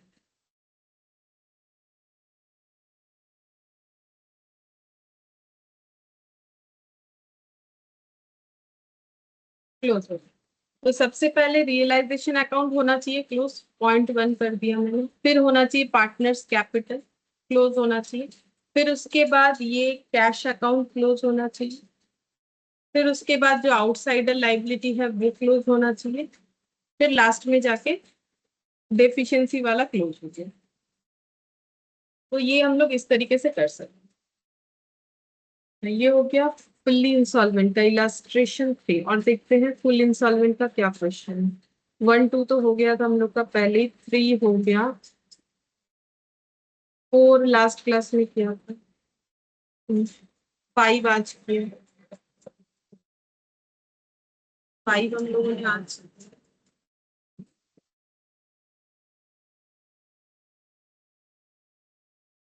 इसके बाद पीस मिल डिस्ट्रीब्यूशन तो आज नहीं करवाएंगे, इस पे 2 मेथड होता है। और एक यहाँ क्वेश्चन है वो करेंगे। पीस मिल में 2 मेथड होता है, हाईएस्ट रिलेटिव कैपिटल और मिनिमम। ये भी पीस मिल वाला ही है, ये वाला करेंगे एलएलपी वाला। ये सेम क्वेश्चन है जैसे हम लोगों ने पहले किया है। अगर लिमिटेड लाइबिलिटी पार्टनरशिप है और वो बंद होने वाला है तो उस पर क्या ट्रीटमेंट होना चाहिए? इलास्ट्रेशन लाइन सेम है, अकाउंटिंग ट्रीटमेंट में कोई फर्क नहीं है, बट एलएलपी का जो कंसेप्ट है और पार्टनरशिप का जो कंसेप्ट है, मतलब लॉ के हिसाब से वो अलग होता है। तो वो हम लोगों ने पहले एकदम स्टार्टिंग में एलएलपी और पार्टनरशिप में फर्क देखा था। मेन फर्क तो ये है कि पार्टनरशिप में प्राइवेट एसेट बेच के भी बिजनेस का लाइबिलिटी पे करना पड़ता है, जबकि एलएलपी इसीलिए लाया गया, एलएलपी एक्ट 2008, कि एलएलपी में ऐसा नहीं होता है कि पार्टनर को अपना प्राइवेट एसेट बेचना पड़े। बस टूवर्ड्स द बिजनेस जितना लाइबिलिटी है उतना ही वो उसको पे करना पड़ता है। तो एलएलपी कब बंद होता है? Winding up of A limited liability partnership. तो इसका क्या रूल्स बोल रखा है? तो इसका रूल्स ऐसा कुछ बोल रखा है कि कैसे बंद हो सकता है, या तो वॉलेंटरी, मतलब जो है अपने ही मन से ये लोग चाहे तो बिजनेस एलएलपी अपना बंद कर सकते, या फिर अगर लॉ बोल दो, ठीक है, अगर फिर लॉ बोल दे तो एलएलपी बंद हो सकता है।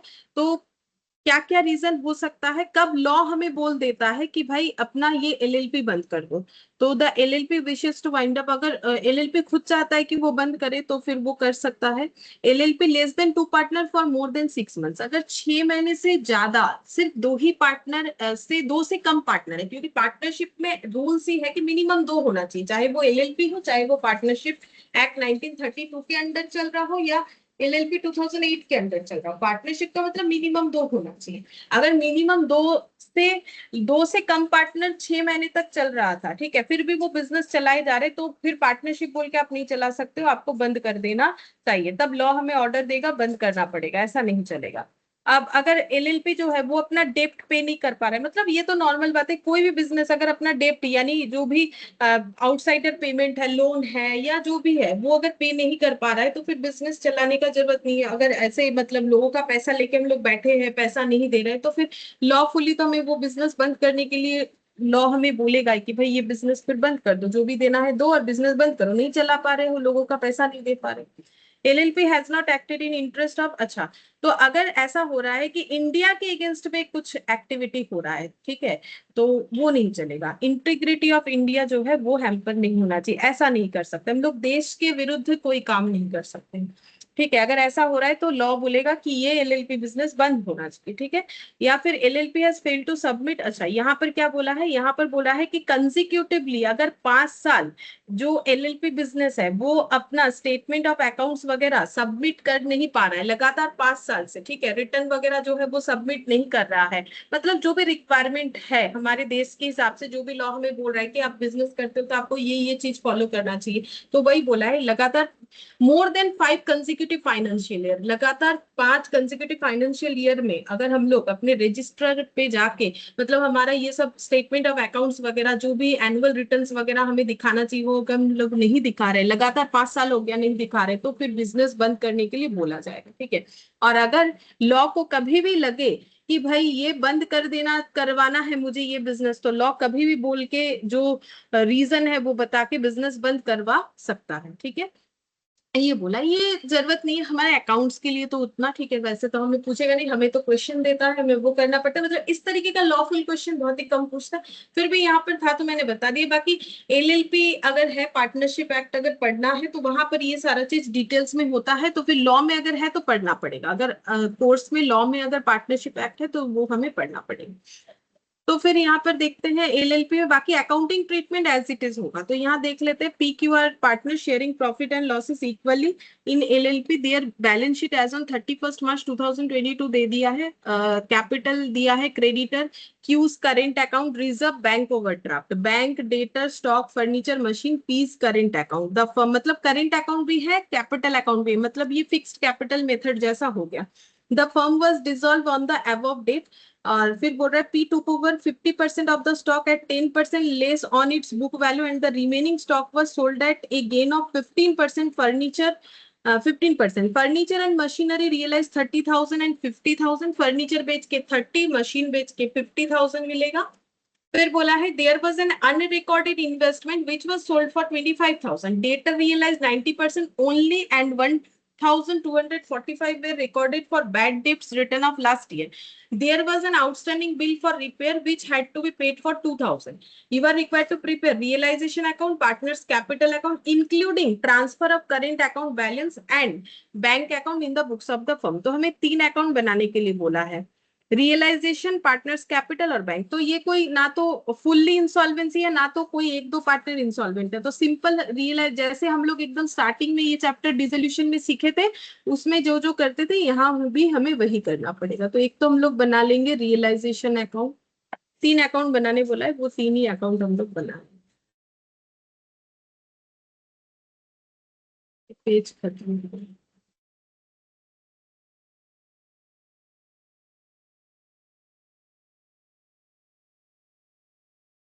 Realisation account, partners capital account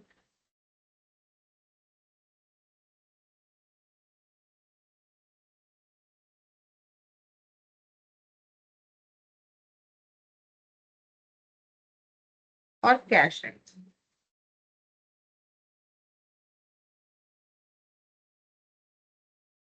cash है कि बैंक है? Bank account, bank.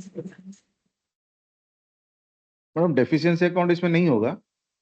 डेफिशिएंसी तो सारे पार्टनर इंसॉल्वेंट होते तो होता है, यहाँ तो पार्टनर कोई भी इंसॉल्वेंट नहीं होता। तो इंसॉल्वेंस जो होता है तो क्या सो मतलब क्वेश्चन में मेंशन होगा। हाँ तो नहीं तो कैसे पता चलेगा? हमने क्वेश्चन बोल देगा कि पार्टनर इंसॉल्वेंट है कि नहीं। जो भी क्वेश्चन किया वहां पर हर एक क्वेश्चन में लिखा हुआ रहता है कि सारे पार्टनर है कि कोई एक है या फिर कोई भी नहीं है। जैसे इस क्वेश्चन में कोई भी इंसॉल्वेंसी बोला ही नहीं, ना तो एक है, ना तो दो है, ना तो सब है, कोई भी इंसॉल्वेंट नहीं।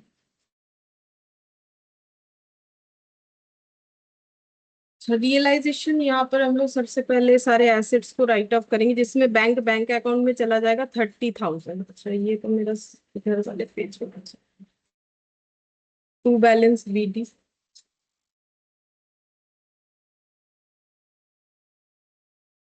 30,000। थिएटर स्टॉक फर्नीचर मशीन यहाँ लिखना पड़ेगा।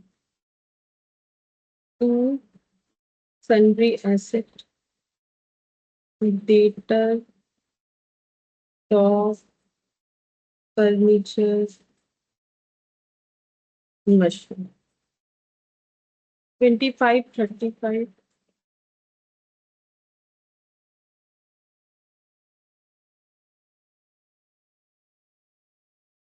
40,000, 60,000।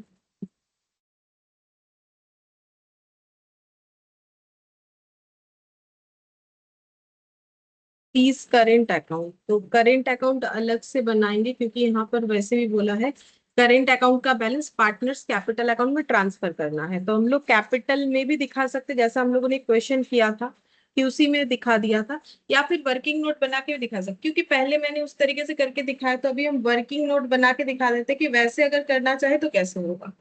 तो वर्किंग नोट बनाएंगे तो भी बनेगा, और अगर हम लोग उसी में दिखा देते हैं तो उसी में सारा चीज लिखना पड़ेगा। दोनों में से कोई भी चलता है, मैंने दोनों तरीके से दिखा दिया। आज ऐसे दिखा रहे, और इसके पहले दिन जो क्वेश्चन किया था एकदम स्टार्टिंग में इस टॉपिक में, तो वहां पर मैंने उसी अकाउंट के अंदर दिखाया, एक ही बात है। पी और क्यू यहाँ पर लिख देंगे, पी और क्यू। तो करेंट अकाउंट का बैलेंस जो है, फीस करेंट अकाउंट 10,000, ये नेगेटिव साइड है तो फिर ये ब्रॉट डाउन इधर होगा।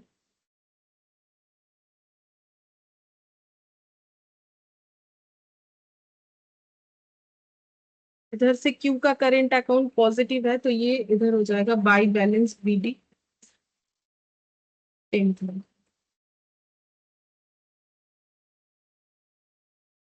इधर का सारा चीज लिख लिया, इधर में से क्यू लिख लिया, बाकी चीज लिखना पड़ेगा। जैसे कि कैपिटल अकाउंट, कैपिटल में 1,50,000, तो कैपिटल में लिखेंगे पी क्यू, पी क्यू।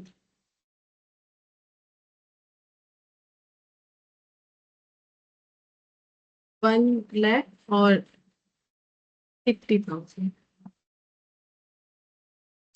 इसके बाद है हम लोग का क्रेडिटर। तो क्रेडिटर कहाँ जाता है? जब कोई इंसॉल्वेंसी वगैरह नहीं होता है तो रियलाइजेशन में जाता है। गार्नेट वर्सेस मोरे अप्लाई होता है तो भी रियलाइजेशन में जाता है। सिर्फ सभी पार्टनर इंसॉल्वेंट होते हैं तो उसका अलग अकाउंट है। बाई सन्ड्री क्रेडिटर, क्रेडिटर ये मैंने शॉर्ट में लिख दिया है AC, ठीक है, एग्जाम में पूरा लिखना पड़ता है।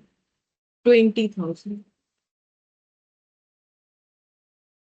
फिर इसके बाद क्यूज करेंट अकाउंट मैंने लिख लिया। तभी रिजर्व, रिजर्व कहाँ पर जाएगा? क्योंकि करेंट अकाउंट बना हुआ है तो फ्लक्चुएशन कैपिटल मेथड है, तो सारा रिजर्व जो है वो हम लोग का करेंट अकाउंट में जाएगा। 15,000 कैसे डिस्ट्रीब्यूट होता है? PSR में। PSR कैसा है? इक्वल, मतलब हाफ हाफ हो जाएगा।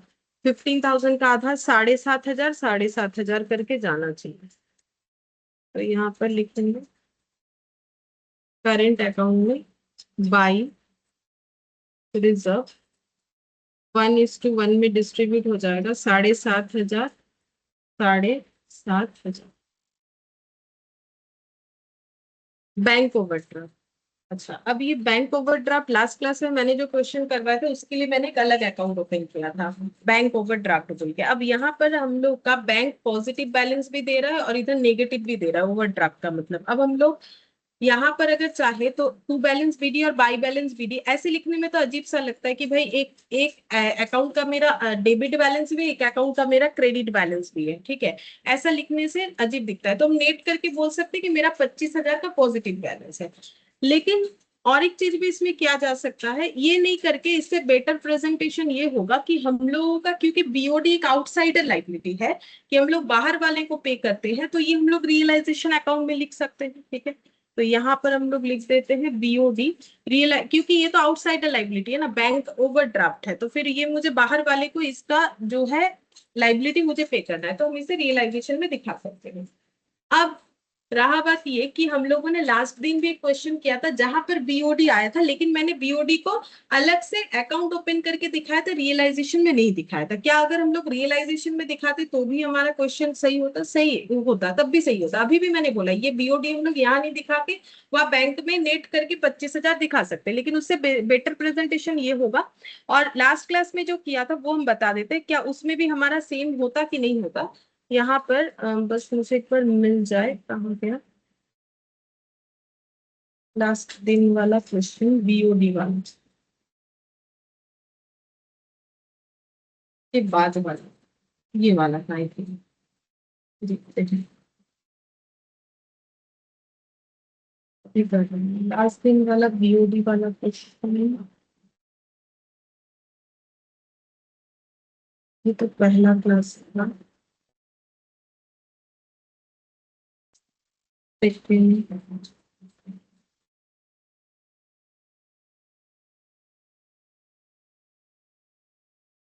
यहाँ भी पॉजिटिव बैलेंस है, ये वाला नहीं, ये तो कैश अकाउंट ही बनाया है। लास्ट दिन जो किया था वही वाला, मतलब के बाद वाले में मतलब।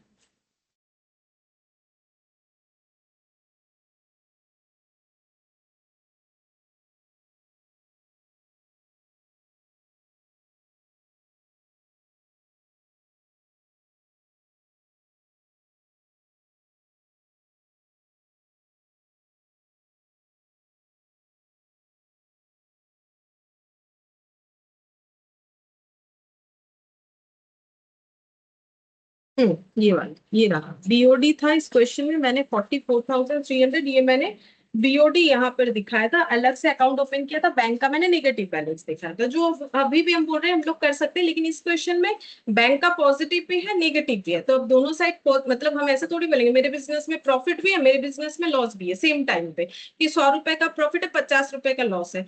या फिर हम ऐसे थोड़ी बोलेंगे कि 100 रुपए का प्रॉफिट है 20 रुपए का लॉस है, तो हम नेट करके बोलेंगे ना मेरा 80 रुपए का प्रॉफिट है, या तो नेट कर लेना चाहिए।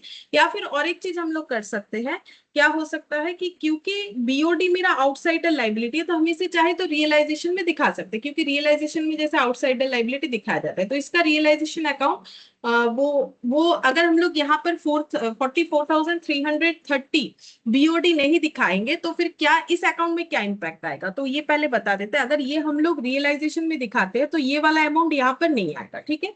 बाकी सारा चीज जैसे आ रहा है वैसे आएगा।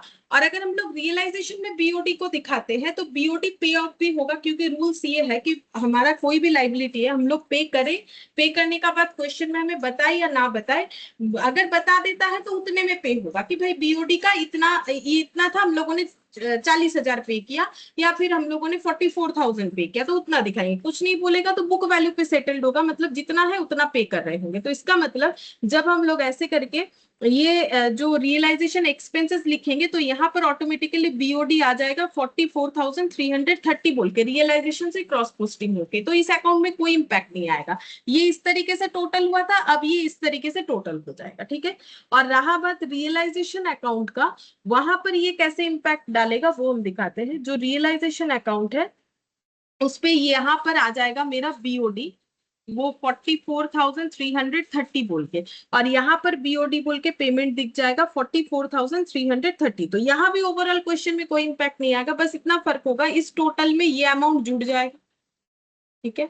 और जब हम लोग माइनस करेंगे तो ये अमाउंट माइनस होके यही वैल्यू आएगा, तो कोई वैसा देखा जाए तो कोई चेंजेस नहीं होगा, मैथमेटिकली भी कोई चेंजेस नहीं होने वाला, और अकाउंटिंग ट्रीटमेंट भी अगर देखें तो दोनों सही है, तो दोनों में से कोई भी एक हम लोग कर सकते हैं। लेकिन अगर मेरा बैंक का बैलेंस पॉजिटिव भी है नेगेटिव भी है, तब मुझे ऐसे एक ही जगह पे पॉजिटिव नेगेटिव नहीं दिखाना चाहिए, आइदर मुझे ये नेट कर लेना चाहिए, या फिर हम एक चीज कर सकते हैं कि हम इसको रियलाइजेशन अकाउंट में दिखा देंगे, जो मेरा बीओडी वाला बैलेंस है। तो मैंने पहले दिन बिना रियलाइजेशन अकाउंट में दिखाते हुए किया था, तो आज हम इसको रियलाइजेशन अकाउंट में दिखा के दे के दिखाते हैं कि कैसे करके हम लोग इसे कर सकते हैं। तो मैंने पहले दिन वाला भी बता दिया कि क्या इम्पैक्ट आएगा।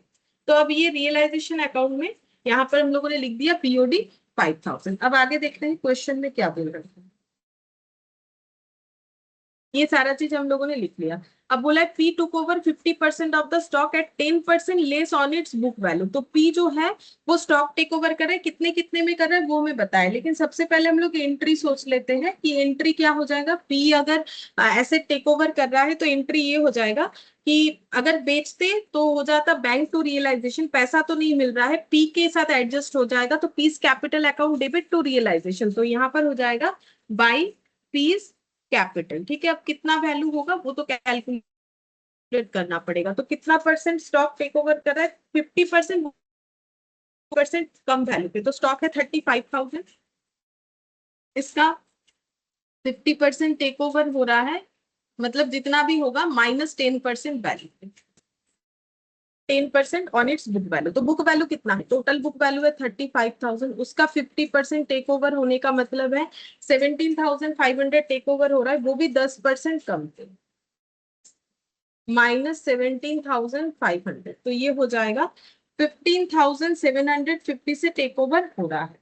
तो ये बन गया, लेकिन ये कैपिटल नहीं लिख के मुझे लिखना था इसे करेंट अकाउंट। ठीक है, ये कैपिटल लिखेंगे तो गलत हो जाएगा, क्योंकि फ्लक्चुएशन कैपिटल मेथड हमें बताता है कि कैपिटल के अलावा बाकी सारा चीज करेंट अकाउंट के थ्रू से होगा। अगर पार्टनर कुछ भी ले रहा है दे रहा है, ये तो हम लोग पार्टनरशिप से एकदम स्टार्टिंग में पढ़े थे। अगर इंटरेस्ट ऑन कैपिटल है, ड्रॉइंग है, जो भी है, जैसे यहाँ बंद हो रहा है तो ये एसेट टेक ओवर कर रहा है, तो ये हो गया स्टॉक टेकन। तो ये सभी चीज जो है हमारा करेंट अकाउंट के थ्रू से होगा, क्योंकि हमें करेंट अकाउंट बनाने के लिए बोला, अगर नहीं बोलता तो कैपिटल के थ्रू से होता। अब करेंट अकाउंट में हम लोग इसको जो है लिखेंगे यहाँ पर, इसमें एंट्री हो जाएगा टू रियलाइजेशन 15,750 स्टॉक टेकन।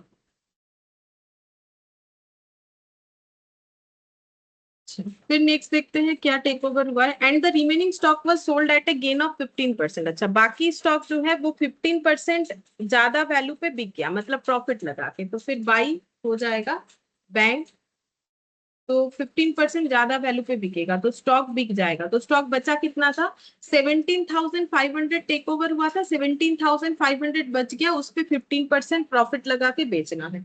तो 17,500 इंटू 15%, तो कितना पैसा मिला, 20,125 ये मिल जाए स्टॉक बेच के। तो ये हम लोग उधर लिख देंगे बैंक में, टू रियलाइजेशन स्टॉक बेच के मिला है 20,125। अच्छा, फिर नेक्स्ट देख रहे हैं, यहाँ पर बोला है फर्नीचर और मशीन बेच के 30,000 और 50,000। तो फर्नीचर और मशीन बेच के, तो फर्नीचर मशीन 30 और 50, तो एक बार में पहले लिख लेते हैं, नहीं तो बार बार मुझे पेज चेंज करना। 30, 50, फिर इसके बाद बस याद रखना पड़ता है, अदरवाइज साथ ही साथ करना बेटर है। और अनरिकॉर्डेड इन्वेस्टमेंट वो 25,000 में बिका। ठीक है, तो ये भी लिख लेंगे, इन्वेस्टमेंट बिक गया है 25,000। अच्छा, फिर बोल रहा है डेटर 90% मिला डेटर से, तो डेटर से 90% मिला, तो डेटर था कितना, डेटर था 25,000, 25,000 का 90% ही मिला, तो फिर कितना हो जाएगा 25,000 का 90%, 22,500। अच्छा, फिर and 1245 way recovered for bad डेब्ट रिटर्न ऑफ लास्ट ईयर। तो बैड डेब्ट बोल के राइट अप कर दिया था, बट अचानक से ये मिल गया, तो फिर ये भी कैश रिसिप्ट हुआ, मतलब बैड डेब्ट recovery 1245। 1245 bad debt recovery, bad debt recovery. तो फिर यहाँ पर there was an outstanding bills for repair which had been paid for 2000। अच्छा, एक बिल था रिपेयर्स का जो 2000 पे हुआ जिस पे, तो टू बैंक आउटस्टैंडिंग बिल 2000 पे हुआ।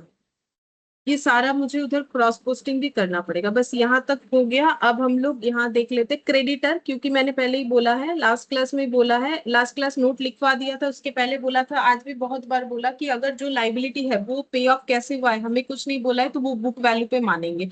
तो क्रेडिटर 20,000 में रिलीज हुआ और बीओडी फिर 5,000 में रिलीज हुआ। कहाँ बोला हुआ था? नहीं बोला हुआ है, कोई फर्क नहीं पड़ता है, लाइबिलिटी पे ऑफ हुआ है ये मान के हमें चलना पड़ेगा। ठीक है, अब ये सारा चीज हो गया। अब इसको हम लोग टोटल करके देखते हैं कि कितना आ रहा है, और रियलाइजेशन में प्रॉफिट है कि लॉस है, क्योंकि ये तो इंसॉल्वेंसी है नहीं, तो प्रॉफिट भी हो सकता है। जैसा क्वेश्चन हम लोग स्टार्टिंग में कर रहे थे, तो मेरे हिसाब से यहाँ शायद प्रॉफिट आ रहा है, क्योंकि इधर वाला बैलेंस मुझे दिख रहा है कि ये ज्यादा है। तो 25,000, 15, 25,000 प्लस, ये ऑटोमेटिकली 50,000 कैसे, 15,750 प्लस 20 प्लस 30 और 50, 80, 80, और ये हो जाएगा 1,05,000 प्लस 1,05,000, इतना तक कर लिया। फिर 22,500 और 1,245, 1,89,620, 1,89,620 माइनस 25 और 35, तो 20 और 30 हो गया 50, 50 और ये 10,000, 60,000, 60,000 और 40,000, 1,00,000, 1,60,000, 1,60,000 और 2,000, 1,60,000, 70, 80, 1,80,000, 1,87,000। ठीक है, 1,87,000। तो 2620 आ रहा है, 2620 का प्रॉफिट आ गया। टू प्रॉफिट को पाई से लिख सकते हैं, टू प्रॉफिट ऑन रियलाइजेशन। ये ट्रांसफर हो जाएगा बाकी दो पार्टनर में, यानी पी और क्यू में। तो ये इक्वल पार्टनर थे, तो इनमें डिवाइडेड बाय 2 कर देते हैं, तो 1,310 और 1,310 से हो जाएगा। तो ये करेंट अकाउंट में जाएगा। ठीक है, profit on realisation transfer to partners current account, क्योंकि फ्लक्चुएशन कैपिटल मेथड है, पार्टनर्स करेंट अकाउंट। ठीक है, ये जगह नहीं है तो मैंने ये थोड़ा छोटा छोटा ही लिखा है, तो पार्टनर्स करेंट अकाउंट में जाएगा। अब पार्टनर्स करेंट अकाउंट में ट्रांसफर करना पड़ेगा, ये बैंक वाला बैलेंस सारा लिखना पड़ेगा, क्योंकि मैंने पेज ट्रांसफर नहीं किया था। ठीक है, तो अब मुझे याद करके ये सारा चीज करना है। देखते हैं यहाँ पर, बाई रियलाइजेशन, तो बाई साइड में हम लोग का आ जाएगा। एक काम करते हैं, हम टोटल करके कर देते हैं, बाद में लिख लेने से भी चलेगा, नहीं भी लिखेंगे तो भी चलेगा। तो हम ये टोटल कर देते हैं, आउटस्टैंडिंग बिल, क्रेडिटर और बीओडी मिला के हो गया 27,000।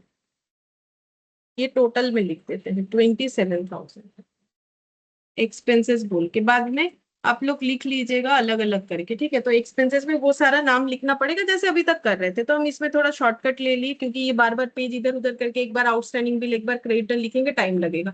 तो मैंने सारा टोटल करके डायरेक्टली 27,000 लिख लिया। अब इधर का भी ना हम टोटल करके लिख लेंगे, एक एक करके लिखेंगे तो बहुत ज्यादा टाइम जाएगा, क्योंकि इधर उधर पेज करना पड़ेगा।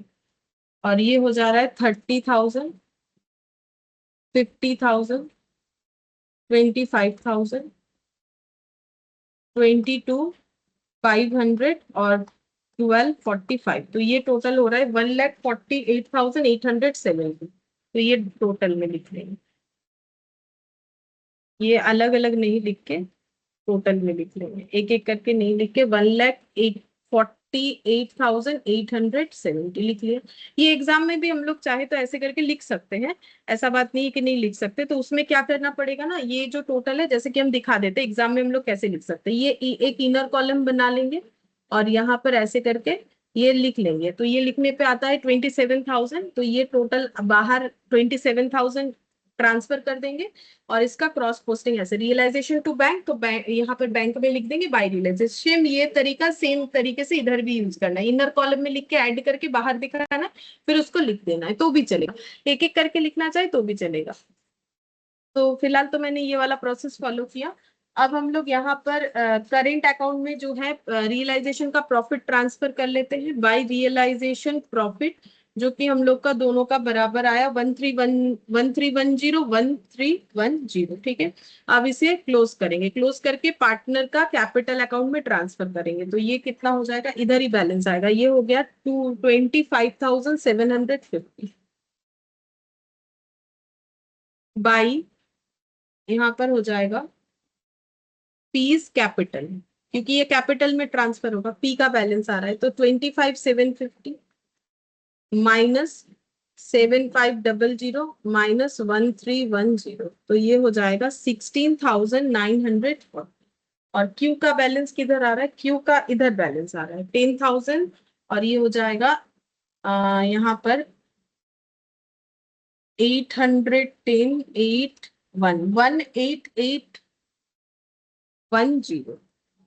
तो टू क्यूज कैपिटल, नॉर्मली हम लोग कैश या बैंक बोल के लिखते हैं, लेकिन ये अमाउंट अभी क्लोज नहीं होगा, ये जा रहा है कैपिटल में, कैपिटल में जाने के बाद क्लोज होगा, फिर हम लोग जो बैलेंस बचेगा वो बैंक बोल के दिखा सकते हैं। तो ये हो जाएगा बाई क्यूज करेंट अकाउंट यहाँ पर, और टू पीस करेंट अकाउंट यहाँ पर लिखेंगे by Q's current account, to P's current account. तो पी का हो जाएगा 16,940, ये दिख रहा है मुझे यहाँ पर कैलकुलेटर पे, और ये था 18810। अब इसे करना है क्लोज, और टू बैंक बाई बैंक जो भी होगा वो देखना पड़ेगा। तो ये है 1 लाख, इधर ही आएगा बैलेंस बाई, इधर आएगा 1 लाख, ये ज्यादा है, इधर 1 लाख, तो इधर टू बैंक आएगा 1 लाख माइनस 16,940, 83,060। और यहाँ पर इधर बैलेंस आ गया, इसमें भी इधर ही बैलेंस आ गया, तो इधर तो कोई भी बैलेंस नहीं आ रहा, लिखने का कोई फायदा नहीं। ये हो जाएगा 50,000, ये हो गया 68,810, 68,810, 68,810। अब बैंक में ही लिखेंगे by piece capital by cues capital.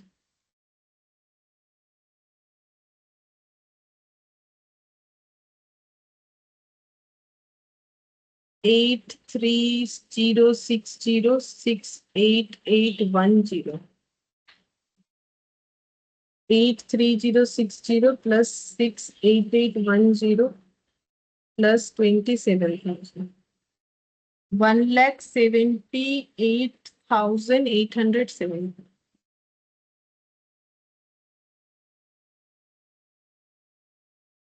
ये भी इधर भी उतना ही हो रहा है, 30,000 और इधर का 4, ये मिला के 178 हो गया, 1,78,870। तो ये नॉर्मल क्वेश्चन था, बस एलएलपी बोल के दे दिया था, लेकिन अकाउंटिंग ट्रीटमेंट में एलएलपी हो या नॉर्मल क्वेश्चन हो कोई फर्क नहीं पड़ता, बस इसमें तीन ही कैटेगरी हो सकता है। या तो बिजनेस सिर्फ बंद हो रहा है, कोई भी इंसॉल्वेंट है ऐसा कुछ नहीं, या फिर कोई एक पार्टनर इंसॉल्वेंट हो रहा है, बाकी उसका एडजस्टमेंट करके देगा, मतलब उसका लॉस बेयर करेगा, देन गार्डनर वर्सेस मोरे अप्लाई होता है, या फिर सभी पार्टनर इंसॉल्वेंट होंगे, ये सारा चीज हमें बता दिया जाता है क्वेश्चन, क्वेश्चन पढ़ने से ही पता चलेगा। एमसीक्यूज वगैरह हो गया था, नीचे का जो क्वेश्चन 3 था वो भी हो गया था। अब बस बचा है हमारा पीसमिल डिस्ट्रीब्यूशन और हाईएस्ट रिलेटिव कैपिटल मेथड, ये दोनों होने से हम लोग का पार्टनरशिप कंप्लीट हो जाएगा। तो ये बाकी हम लोग नेक्स्ट क्लास में करेंगे, आज इतना ही था। मैडम मैडम थोड़ा रुकिए मैडम, थोड़ा लिखा नहीं है। कौन से? Realisation account, realisation account.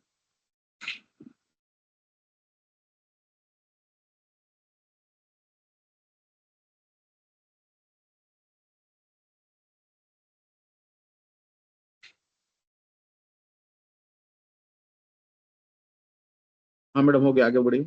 Partners capital.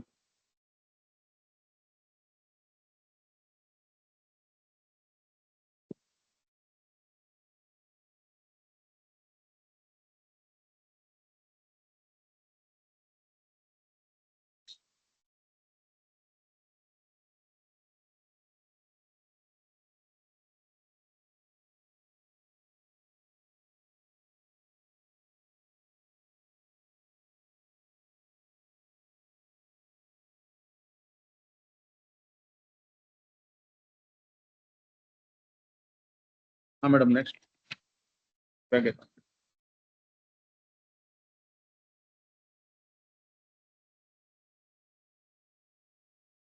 हाँ madam next.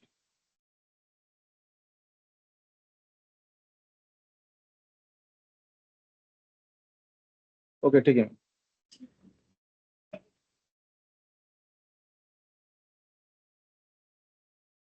Thank you ma'am, हो गया। ठीक है। Bye ma'am. Bye bye.